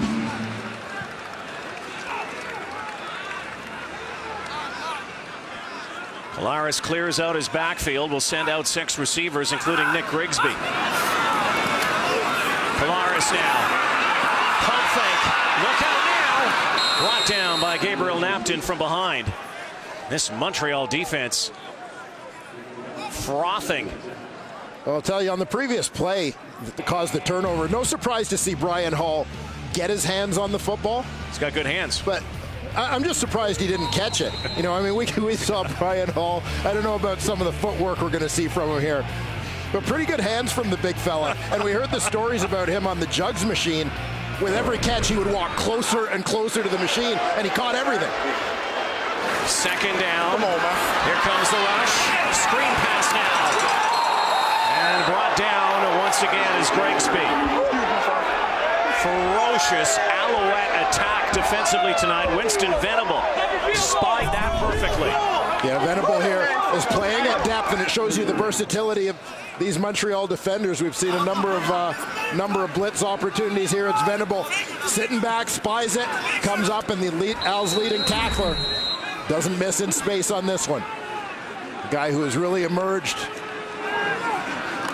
here in this Montreal defense, had gone from being sort of a practice roster guy, worked his way in on special teams, to now being a legitimate star on this defense. Justin Medlock will try to boot this through from the 48. It's up, it's plenty good, and it is good. So they get 3 off that turnover. 23-16. Tasker puts it down, Medlock puts it through. As Thursday Night Football from Hamilton continues on TSN. To you by Purolator, tackling hunger, a promise we can all help deliver. 5 sacks for the Montreal Alouettes tonight. Kyler Ellsworth leads the way with 2 of those. Next food drive right here in Hamilton on Labor Day. Another tailgate for us? Maybe. Tanner Marsh hangs on to it. One thing that we've seen from Tanner Marsh the former Arkansas Tech wonder boy, is his ability to pull the football back on play action. It's very deceiving. Yeah, and they do a nice job here because watch the way the defense is going to widen as Sam Giguère comes across. Defense has no choice. They've got to stretch with it. As Giguère comes, defense opens up, creates a great lane for the quarterback, Tanner Marsh. Great block there from Christian Matt. Second down, short yardage again. They're going to keep it with Marsh. He goes left side. He's going nowhere this time, though. Smothered and brought down. Brandon Rutley signals first down. The progression they're going to give him, I don't think it's going to be a first down. It's going to be third down now and a long one. Yeah, he needed to get to that 50-yard line. You're going to see he never quite gets there. Jim Pop, he's a gambling man, though. And again, a team that has had more third down opportunities than anyone, 3rd and 1 this season. They made good on them tonight. See how the Hamilton defense responds here. 3rd and 1. Have to get to the 45. And it looks like he did. Based on that spot right there, that should be good enough to reset the sticks. It will. Tom Valese signals that. So, been there, done that again for Jim Pop back on the sideline. I want to go back a week ago as we take a look at this third down plunge. This is what Tanner March usually does for the Alouettes. We'll go back in the huddle. How surprised were you on what happened last week to Tom Higgins? Well, surprised given that I thought under the circumstances the team had been fairly successful playing with a fresh out of college rookie at quarterback, dealing with a couple of distractions along the way. But again, not shocked knowing that there had been a little bit of internal turmoil with the Montreal Alouettes, maybe some disgruntled veteran players over their playing time and roster status. Alex Charette making that reception. First of the game. Draft pick this season. Another second down here, 2nd and 3. Rutley's in the backfield with Marsh. Quick hitter. Oh, Alex Charette hangs on. And Jim Pop back on the sideline says his team was just not up to snuff. We have a solid football team, a team that we should have won more games than we have in the past 2 years, no matter what the obstacles have been. And even if you go back 3 years ago, we started 4 different quarterbacks and won with 4 different quarterbacks. It hasn't been an easy process, but a process that the team is solid on the field and we should be better. And again, we may take a step a little bit backwards before we go forwards, but we need to do that. Again, just not meeting expectations. Owner Bob Wetenhall decided to pull the trigger. Jim Pop comes back on the sideline. Here is a man who's got a wealth of football experience as a GM and also on the sideline. Yeah, and they're in a position where they have a guy like Jim Pop in the organization to step in. Now, and as I said, a number of distractions and a rookie quarterback. I'm not sure how many more games they realistically should have expected to win. Marsh, slant pattern, dangerous! Right into the hands of Courtney Stephen, who couldn't hang on. And the Owls are fortunate that time that there wasn't another turnover. Out comes their kick team. Brandon Banks will go back, and Brandon Banks has been very quiet here tonight. Ticats will keep the defense on the field to play it safe here, watching for the fake. Beatty angles it. Banks from the 10. Down the sideline. Only a pickup of about 8 on the return. 7-point ball game tonight. The visitors lead the way. His famed number that was worn most recently by this man, Mike Filer. Here's Matthew. On Tuesday, Rod, Mike Filer exchanged the last jersey he wore that had 68 on it with Angelo Mosca.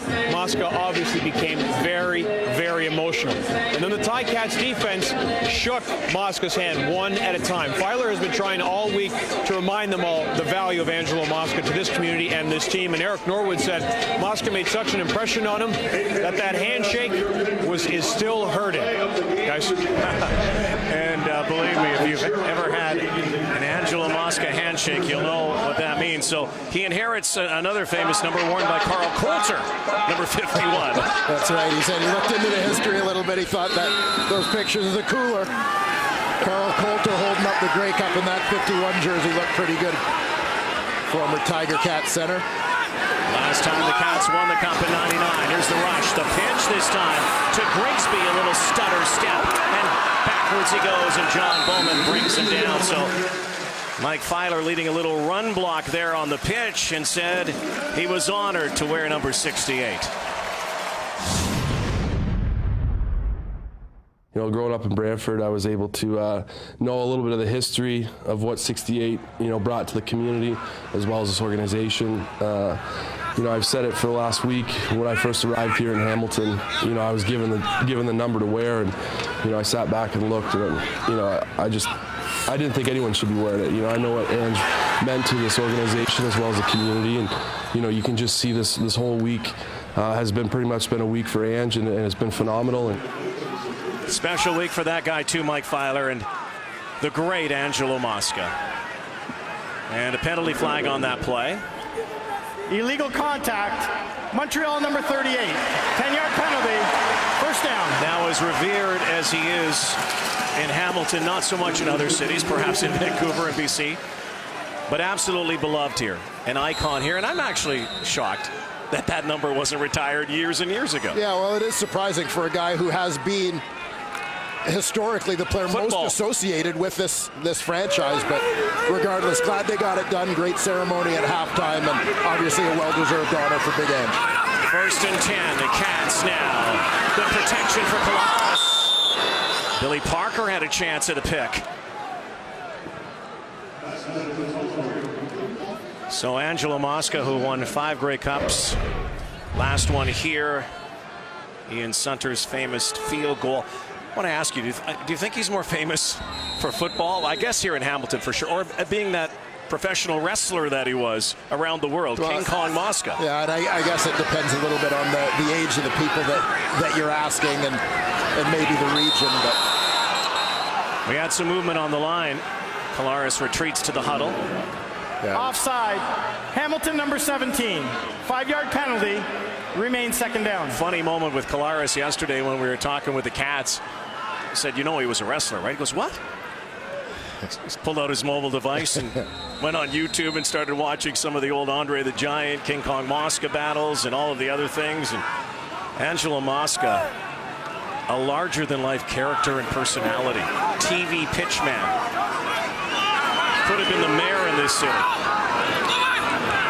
2nd and 15 now.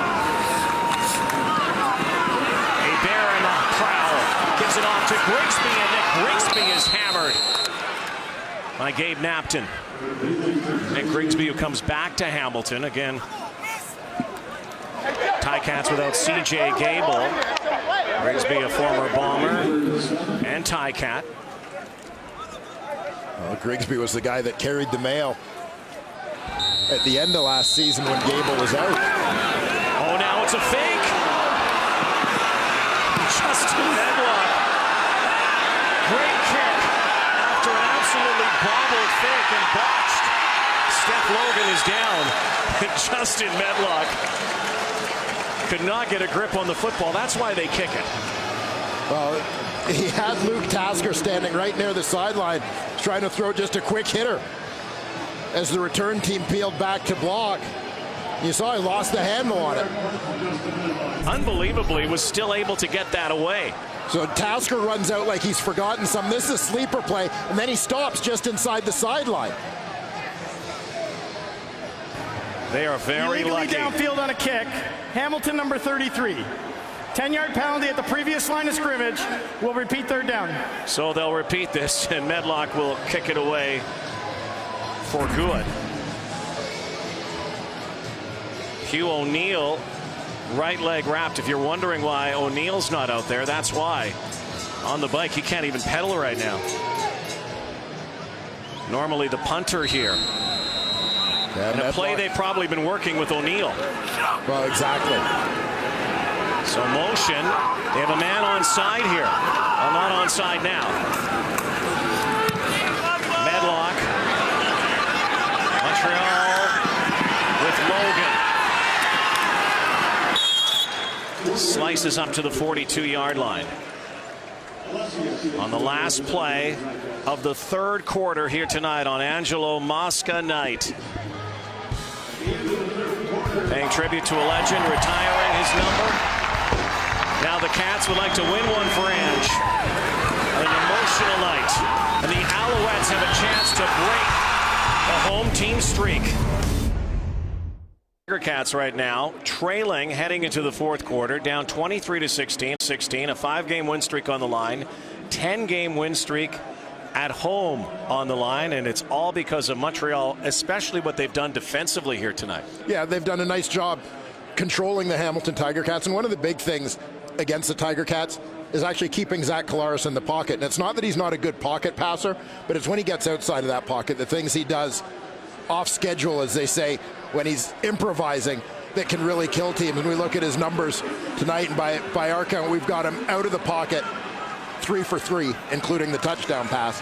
Inside the pocket, 11 of 16, still a good percentage, but not the 100% that he is when he gets out of there. So they do a nice job containing him with the pressure that they provided. And again, no Rakeem Cato, but Tanner Marsh, Brandon Rutley. Craig Butler in on another tackle. Craig Butler into the game. So really, there've been a lot of swaps here because of injury. Butler into the game for Michael Daly, and Daly, of course, had given way for Butler anyway earlier because of injury for a few games. Daly out of the game, and also Tanner Marsh into the game for Rakeem Cato. Cato hurt in the first half. 2nd and 6. Crowd now into it. 7-point game. Marsh now has to pull it back. Looks like a holding call against the Tiger Cats. Penalty flag up near the 46-yard line, affording Marsh a little more time.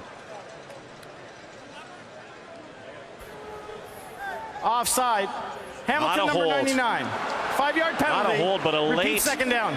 Offside call. So they get a second down here, and it's going to be second and short yardage. Mike Atkinson. The big man's right on the nose. This may have just been, by alignment. He's within a yard. Atkinson, Windsor native who attended Boise State. High school and college teammate of Tyrone Crawford of the Dallas Cowboys. If you can imagine those two on the same high school team, Catholic Central and Windsor. Second down, Rutley time, and Rutley swallowed up. Arnaud Gascon-Nadon and Brian Hall both there. And Gascon-Nadon is going to get some playing time at rush end or on that line right now because of the injury to Eric Norwood. Yeah, he's the third D end in that rotation with Norwood and Justin Hickman. Gascon-Nadon, only player in CIS history ever to win the Metris Trophy as the top lineman in the country twice. This is a guy who, before transferring home to play at Laval, was an all-freshman pick. Conference USA, playing at Rice University. There is orange nylon, Mr. Ford, everywhere here. Backfield, downfield, along this sideline. Kavis Reed comes out to chat with Jim Pop. Kavis looking after the special teams. So we'll check out with all these penalties as we check out here to commercial. We'll be back in a moment. Cart.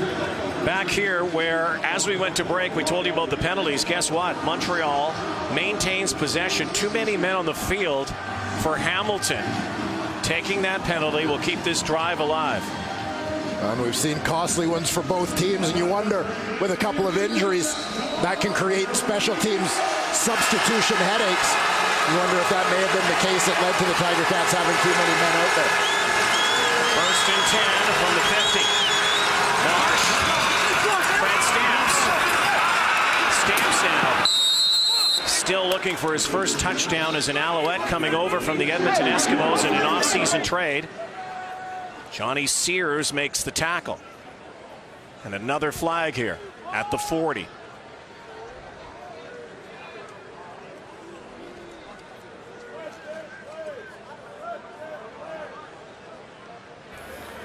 Illegal block.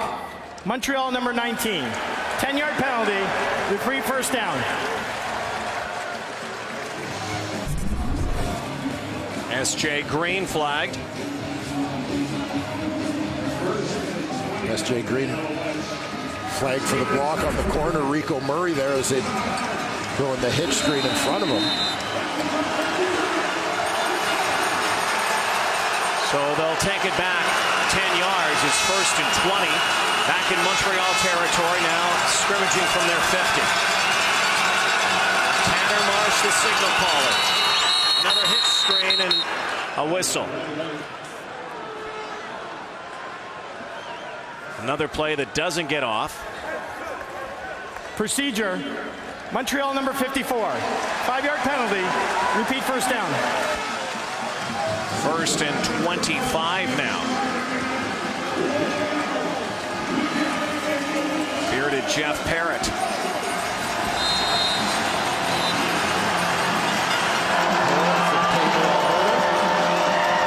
East Division's most outstanding lineman a year ago.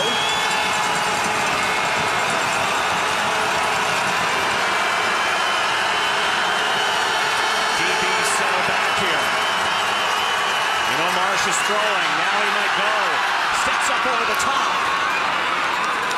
The former Cat Giguère almost to the initial line of scrimmage. So there'll be another throwing down here, likely second and about 11. Courtney Stephen made the tackle. A couple of guys that would have seen a whole lot of each other in practice the last couple of years. Courtney Stephen and Sam Giguère. A big second down here for Orlando Steinauer's defense. One of the best defenses in the nation. Marsh pulls it back. Fired a bullet, but too hot to handle for S.J. Green, even though he makes a lot of circus catches. Eric Harris was right on him in coverage. And so now the Alouettes, with 11:49 to go, will punt again. And interesting to see there, despite being second down and long, an obvious pass situation, the fact they were still able to sell play action. That is blocked. Loose football. Brandon Banks has it. So Neil King. Now some pushing in the Alouette bench. Yeah, they're right in the Alouette bench. We saw tempers earlier after the block by Neil King. Ball sailed for 17 yards. Hamilton ball when we come back. Tiger Cats down 23-16. With Toronto FC against Montreal Saturday. 4 p.m. Eastern, 1 Pacific on TSN, 3, 4, and 5. Speaking of rivalries, this one, a good one. Neil King, the block on the kick by Beattie. Hamilton will now scrimmage from their 38. Lots of time left here, but trailing. And down goes Collaros. Winston Venable with another Montreal sack. Make it 6 on the night. Another linebacker looping through late. You see Venable, it's a guy coming from depth. Kyler Ellsworth draws the guard inside, creates a wide B gap for Venable to run through. Great scheme put together here tonight. Great game plan from Noel Thorpe. Hamilton Tiger Cats had only given up 18 sacks all season. That was second best in the league. 6-pack already tonight. They show blitz again. Here they come. The heat is on Collaros. He delivers to Tolliver. Marc-Olivier Briette makes the tackle. Terrence Tolliver. The difference this time is the Ticats have given up 6 sacks, is that they're actually going to pick up the twist. Hebert gets in, loops around, watch the left guard, Pete Diakowski. Communication comes off, gets a piece of him. Completed pass for Collaros. Cats have not had many big plays offensively in this second half. Have some momentum now. Collaros had that blocked. His hand rattled as he threw it. Incomplete pass. Pocket converging again.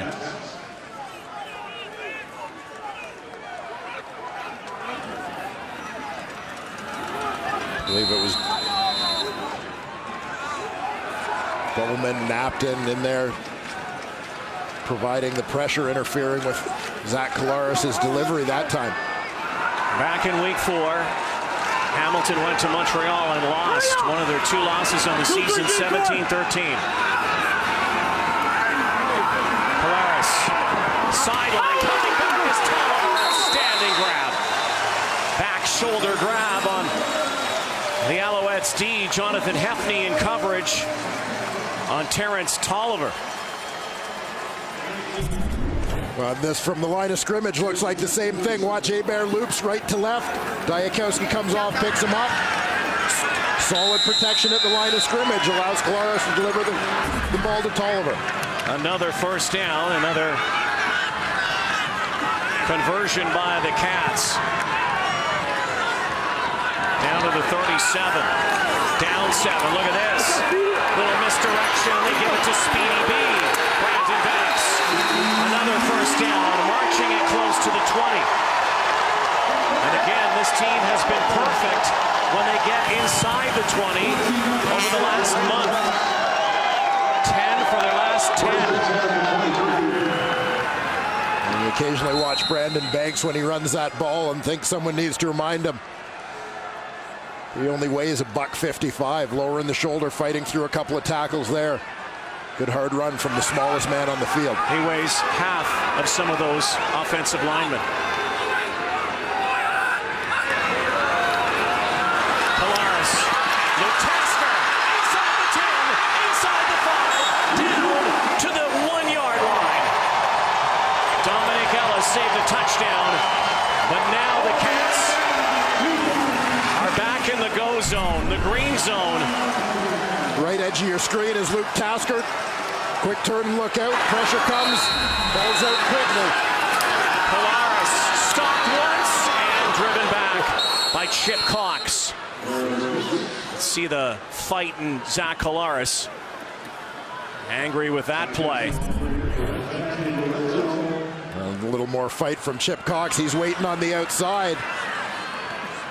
There you saw Terrell Sigfield had a chance to turn out and block him. He was locked in on the inside. So Banks comes back. They move a little further back, and you wonder if it'll be a running play, maybe the boot, maybe a throw here on 2nd and goal. That's Jeff Matthews in at quarterback. Collaros on the sideline. Matthews behind center. Looks like he squeezes in. Touchdown.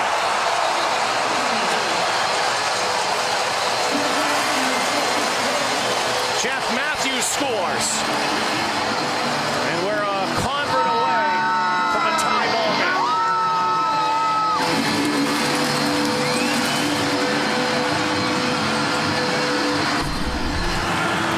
You see Ticats go double tight, bring Grigsby in as the wing.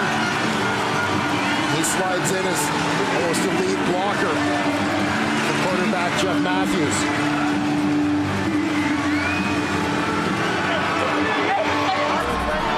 Well, it's been a tug of war from the beginning.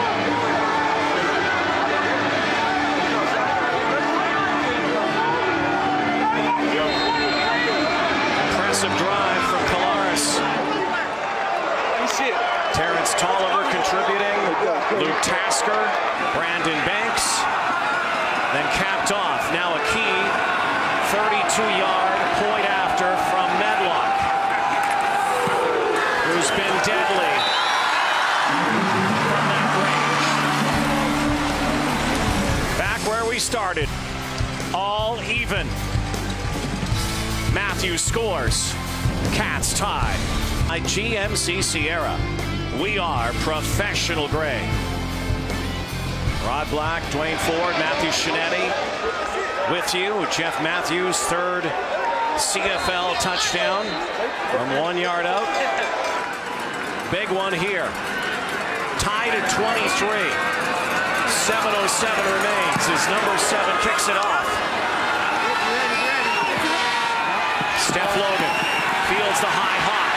Now cuts back. And Rico Murray is there to angle him out of bounds. Well, this has been a very interesting chess match, this one tonight. We've had a little bit of everything from players in and out of the lineup, people going down, those who have to fill in, and Tanner Marsh. Can you lead your team to victory here?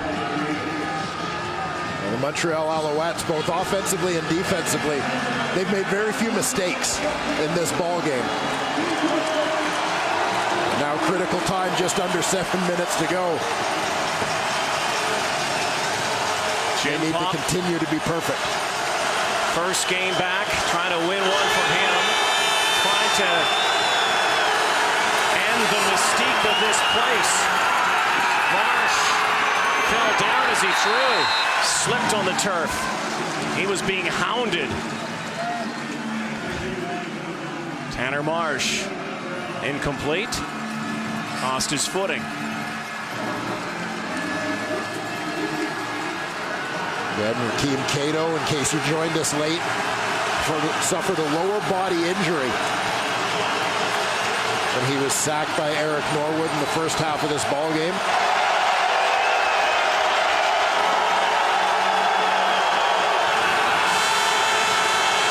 Second down, 8 of 19 on the Alouettes tonight. There's Mr. Second down. Looks like he may have lunged and stretched for the first. S.J. Green, if it's not a first down, it's very close. Taylor Reed over the middle with the tackle. There you saw the interesting strategy defensively for the Tiger Cats. Second down, S.J. Green's the go-to guy. That was Justin Hickman, the defensive end, who lined up right at the line of scrimmage to make sure, get a piece of him in, affect that route, but you can only touch him within those first 5 yards. So he gets the jam and then allows the defensive back to pick him up as he runs his route. Again, a D-line without Eric Norwood tonight on this sideline. Injured in this one. And handed off to Jaguar again on the power sweep. Collision with Murray. Maybe 8 yards, 7 yards on this. So it'll be second down. Ball spotted just over the 35-yard line. Alouettes have played a lot of close football games, Dwayne, but have been on the receiving end, the losing end of a lot of these. Haven't been able to finish, can they? Bottom line, it's going to be up to their offense. This is a team that has relied so much on their defensively. Again, Jaguar foot race. There's a horse collar on the far side, so they're going to add some yardage to this. It's a first down. They tried to drag Samuel Jaguar down. Play we didn't really see the Hamilton Tiger Cats use Jaguar. They used it occasionally when he was here, but this is a guy who is flat out fast. Horse collar tackle. Hamilton number 41. 15-yard penalty, automatic, first down. Eric Harris add the 15 on to this.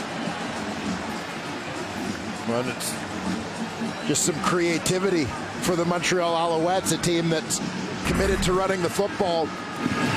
Just another way to attack the perimeter. You look at their group of receivers. Sam Jaguar, obviously the guy by far most suited to run these sorts of plays for the Alouettes. Cluster formation this time. 4.5 to go. Marsh now goes for the deep shot, and unable to run underneath it is Fred Stamps. So many times through so many seasons, we would see Fred Stamps on the receiving end of a pass in Edmonton. Now in Montreal, still without a touchdown as an Alouette. Yeah, perennial 1,000-yard receiver. for the Edmonton Eskimos. So second down time. Beatty, if they had to make a field goal, if it was late, could do it. But maybe S.J. Green time. No, Nick Lewis. Lewis now scraps for yardage. Nick Lewis was stopped, it looked like, near the 44-yard line. That would have been third down. It is still third down, but it's going to be third and short. And right into field goal range for Boris Beatty. And big collision there, but Nick Lewis, he's a load. You can't just collide with Nick Lewis and expect to knock him down. He's a guy you've got to wrap up and keep your legs alive. So they will go. Huge play here. Time ticking down to the 3-minute warning. Steeltown is alive. 3 for 3 on 3rd and 1s tonight. Tanner Marsh hands off to Rutley, and he has it, make it 4 of 4. They'll keep the drive alive. Arnaud Gascon-Nadon wrapped him up, but he had burst over the 40-yard line. Nice job again, as they've done throughout this ball game. The Montreal offensive line winning their individual battles up front. So a couple of streaks in the air tonight on the line. 5-game win streak for Hamilton. Their indomitable 10-game win streak at home. Als looking to spoil the party. Tie game, 3-minute warning. 100 teams across Canada battle it out at the Nationals. Don't miss the Coors Light Games Nationals on next on TSN. We might be headed to overtime the way this is looking, though. Who knows? 3 minutes to go. Tight game. 1st and 10. Tanner Marsh keeps it on the ground. They'll pound the ground here. Looks like about 3 yards for Rutley. Now it's as much about trying to score as also eating up some of that clock when you're the Montreal Alouettes in this situation. If they do score realistically, Hamilton's probably going to get another shot, but you want to leave them with as little time on the clock as possible. Well, another critical second down. Marsh, pitch, Giguère, outside now, and he'll move the sticks again. Another Montreal first down. The clock is down to just over 2 minutes. Big night for Sam Giguère. Continues. 5 carries to help out the run game. Big second down catch here, fighting through the arm tackle of Rico Murray out on the edge to get that first down. So again, a chance to chew up some of this clock. Keep it on the ground for a play or two. Set up Beatty. So Brandon Rutley. You do not want to make the great big error, and that would be turning it over. And this is a team that can take away the football in the Hamilton Tiger Cats, and the Montreal Alouettes know that too well. We've seen on this drive in particular, they've run the ball a lot, varying it, whether it's been Rutley between the tackles, Giguère on the edges with that receiver sweep. Then it's been short, high percentage passes, some hitches and so on. Timeout, Montreal. Montreal takes its timeout. Had brought the play clock down to 2 seconds, so they wisely used up some of this time. 97 seconds remaining.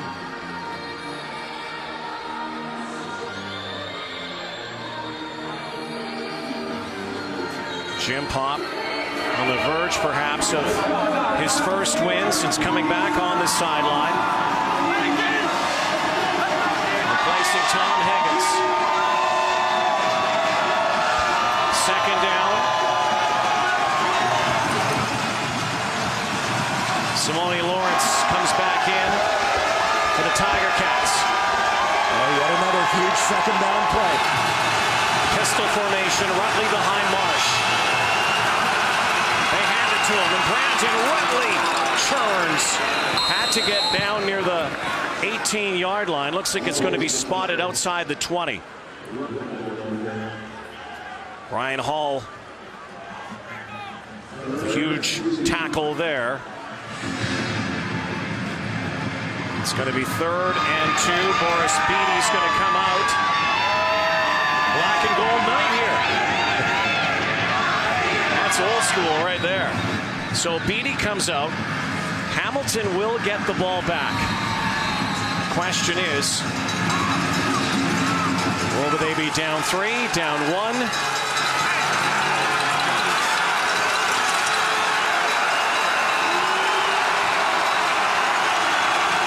With the hold from the 28.5. Beatty puts it up and he puts it through. Hamilton has not had the lead all night, and that's something that hasn't been said over the last 5 games. The Tiger Cats have been dominant. Their win streak is on the line, but there's plenty of time here now. 1:10 to go. And Martin Bedard to Tanner Marsh. Off the foot of Boris Beatty for the lead. But you are absolutely correct. This one has not followed the template for Hamilton Tiger Cat victories. Quick start, early lead, eliminate the other team's run game, and pressure the heck out of their quarterback.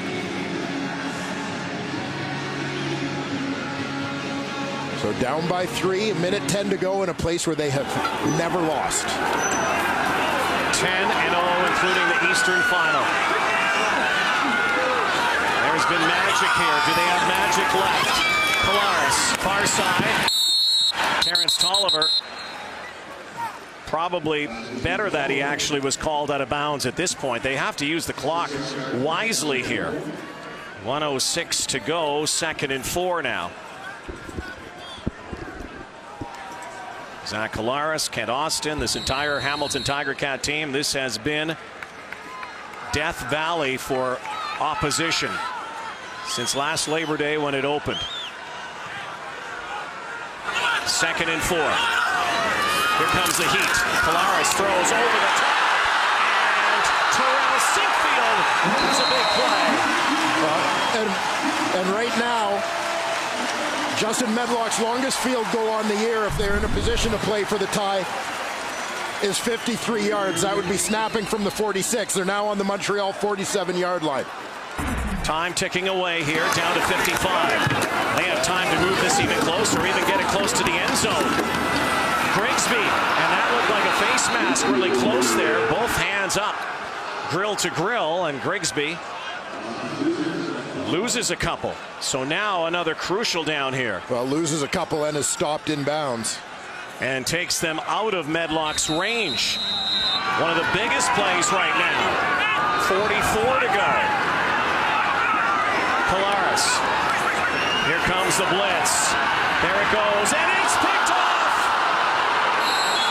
Kyrese Hebert just sealed the deal for the Montreal Alouettes,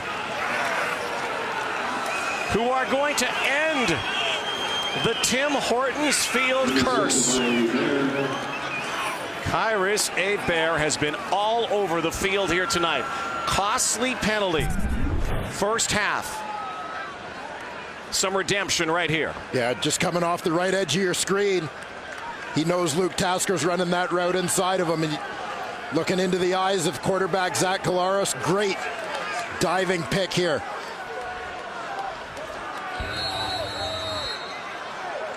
Well, the streaks are going to end. The Cats are going to fall to 6-3.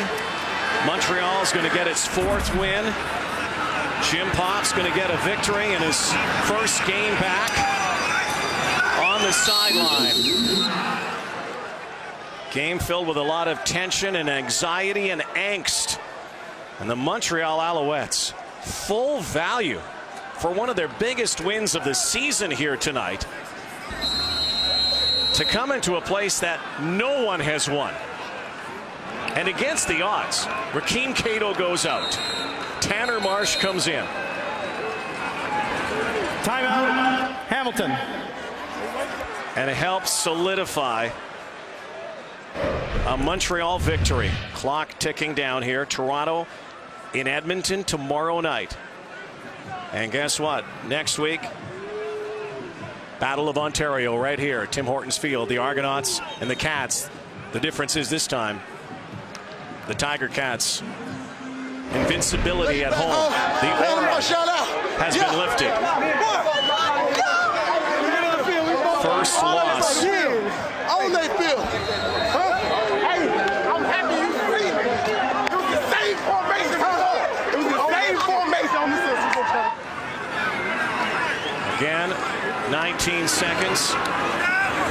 They'll protect Tanner Marsh. They can let it run down now. They'll go back in victory formation one more time. They are the streak stoppers. A lot of credit going to coordinators. Noel Thorpe defensively. Please reset the game clock to 17 seconds. It's one thing to pressure Zach Collaros, but to pressure him and keep him relatively contained. They did a nice job of that tonight offensively. Coordinator Turk Schonert again mixing things up in that run game. And they win the season series against the Hamilton Tiger Cats, taking the first two. And they avenged that loss in the Eastern Final. So just when the Alouettes were spinning, it seemed, in the opposite direction the last few weeks, they turned the beat around in the toughest place to win in the CFL. The home win streak is over. Jim Pop comes back to the sideline. A crazy week for the Montreal Alouettes. And we've got a scrap here. And they are throwing them at midfield, and they're still fighting. Jonathan Hefney, Simone Lawrence were into it. Likely going to be fines after this one. It started with some anger. It ends with some anger. And even more angry are the Tiger Cats, who lose this one 26-23. Tanner Marsh leads his team to victory with Rakeem Cato down and out. Time now for our Nissan Titan Player of the Game. And this one's going to be Players of the Game. Going to the Montreal Alouettes front seven, who are dominant. Pressuring Zach Collaros all night long, getting to the Hamilton quarterback 6 times for sacks, 3 forced turnovers. Varying their fronts, mixing it up. Montreal Alouette front seven. Nissan Titan Players of the Game. Nissan Titan Player of the Game is brought to you by Nissan, official vehicle of the CFL. Well, one of those players of the game is down with Matthew Shinetti, John Bowman. John, you just told me that a rivalry is building here, but what can you say about what your front seven did tonight? Like I told you yesterday, whenever we get a chance to play, we're a dynamic front. We're better. I think we're better than any front in the league. You know, whenever we get a chance to go and rumble, we usually do good. We stepped up big today. You talk about playing, John. We saw you get emotional after the anthems. Take us through what you were feeling, knowing you were back on the sidelines. Well, I mean, I don't want to get emotional now, but I just feel like, you know, a couple games were taken away from me. You never know when it's going to be your last opportunity to play. And I lost a couple games there. Hopefully I did enough tonight to prove to the coaching staff that I belong on the field. I thought about a lot of things. And my aunt, rest in peace, who raised me to be a good dude and be humble. I thought about her a lot and what she brought me through, and that's why I was really emotional before the game. Talking about the leadership that you have, your teammates talk about. Jock Spork talked about it. How did you feel that your teammates reacted to you tonight? Well, I mean, they know what I bring. They know I'm going to leave it all on the field. If I mess up, I'm going to go 100 miles per hour messing up. You know, I'll run through a brick wall for these boys. I'll do anything for them. I love them. We sweat together. We bleed together. We grind together. And they know what I bring to the table, so they know they don't want to let me down. So they equal my toughness and my grit. And shouts out to Kai Bear. Guy was a manimal tonight. Thanks, John. Thank you. Well, you're right. Kai Bear, huge play. John Bowman, he's nothing but a pro. Jim Pop gets the win. Emotional one for the Owls tonight. Streaks end sometime.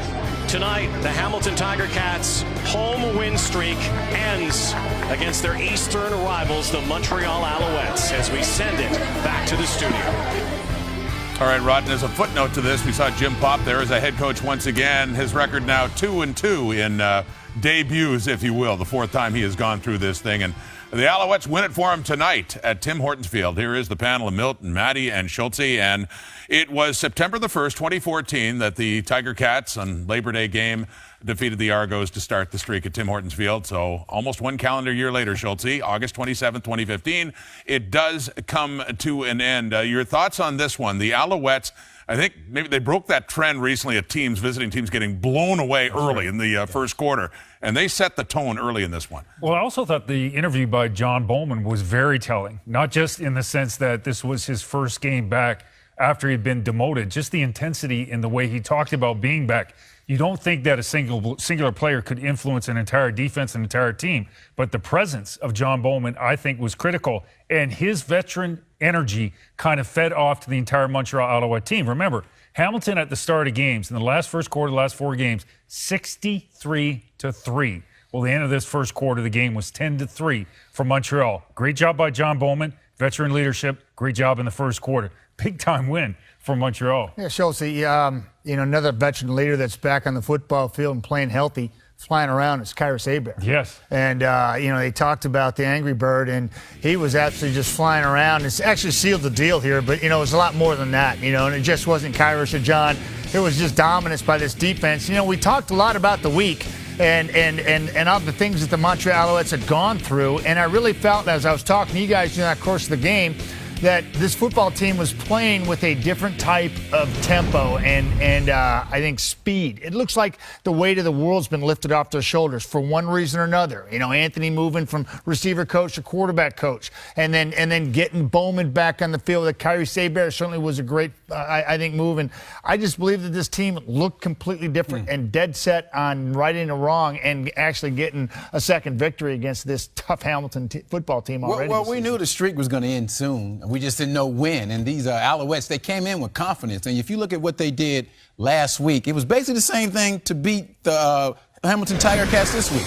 Strong defense and run the ball. And we thought, well, they couldn't run the ball against this defense. This is the #1 run defense. Well, they thought different. They knew they had a young quarterback. And then when Cato went out, Tanner March came in, so they knew they had to run the ball. So you got to give some credit to that offensive line because they were still able to run it. Some of the runs were unconventional. We saw Sam Jaguar get some good runs, but Rutley and Logan did a great job. Tanner March did a great job. So a lot of credit goes to that offensive line because they were still able to run the ball and win the game. And with that, they get the record to 4-5 with another victory for the Montreal Alouettes at the half. A special night for Hamilton football fans and for Angelo Mosca, the Hall of Famer, and really the iconic figure when you talk about the history of the Hamilton Tiger Cats. His number 68 was officially retired. Here's a little bit of that ceremony at the half.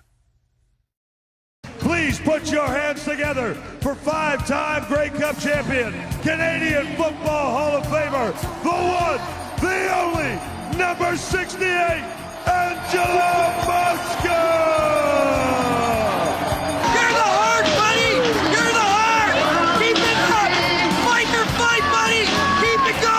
This has been a great city for me, and it's a place I wanted to be, and it's all they ever did was ask, you sure you want to be here? I assure you I want to be here because the greatest owner they have now, his name is Bob Young. I want to thank the Hamilton Tiger Cats for allowing me to do what I want to do when I want to do it, and then fire me. Angelo's thanked a lot of people here. The person who really deserves the thanks, number 68. Let's tell him to his face. Oh, a nice night at Tim Hortons Field honoring Angelo Mosca. Unfortunately for Tiger Cat fans, their team didn't keep the run going at Tim Hortons Field with the Alouettes winning it on a 27-yard field goal by Boris Beatty, so 26-23 Montreal. Speaking of special teams in that game, we remember the Eastern Final last year at that very stadium when Montreal was destroyed by, Brandon Banks in part with a couple of punt return touchdowns, another one called back. This season, not just tonight, they've done a good job at keeping him in check. They've been eliminating him, basically, and they knew how powerful, how dangerous he is. So their thing is, we're just not going to let you get going. They had some great coverage. had the one fumble. So Brandon Banks was basically eliminated from this game. He didn't really do anything on offense, which is very smart. A lot of teams think Brandon Banks can just kick it to him. Well, that's not what these Alouettes did. They didn't allow him to get going, didn't allow him to get some good field position for their young quarterback, so that was big on this team. Yeah, I thought Beatty was good. You know, he missed one field goal there at the end of the first half, but I thought that he was phenomenal in his directional punting as well. And I think that that's a big part of it. You know, with cover teams, when you're trying to eliminate the returner, you've got to have great directional punting, and he did a nice job of that tonight. And he had to, because he's going up against Justin Medlock, one of the best in the league as well. You know, Tanner Marsh had a really good game as a quarterback because, remember, Rakeem Cato, he would have had all the practice reps going into this game against that specific defense. And for Marsh to come in and to be as competent as he was, and it wasn't the best at all times. You're playing in an environment like this. It's an intimidating environment. You're going around. The opposition quarterback is getting sacked. Tanner Marsh is seeing all this. He came through with a consistent performance. Nothing dramatic. Nothing in the sense that it's spectacular. Tanner Marsh should be the starter, but it was pretty good. And the first quarterback other than Zach Collaros to win a game at Tim Hortons Field. There you go. So the Alouettes do it again. Hey, the summer's ultimate experience is here. Over 100 teams from across Canada battle it out at the Nationals. Don't miss the Coors Light Games Nationals. That is on next, right here on TSN. The Montreal Alouettes do something no other team in the CFL could do. They beat the Ticats at Tim Hortons Field, an Angela Mosca night. A great night for him. For the Ticats, though, falling to 6-3, and Montreal getting right back in the mix in the CFL East after back-to-back wins. Thanks for watching, everybody.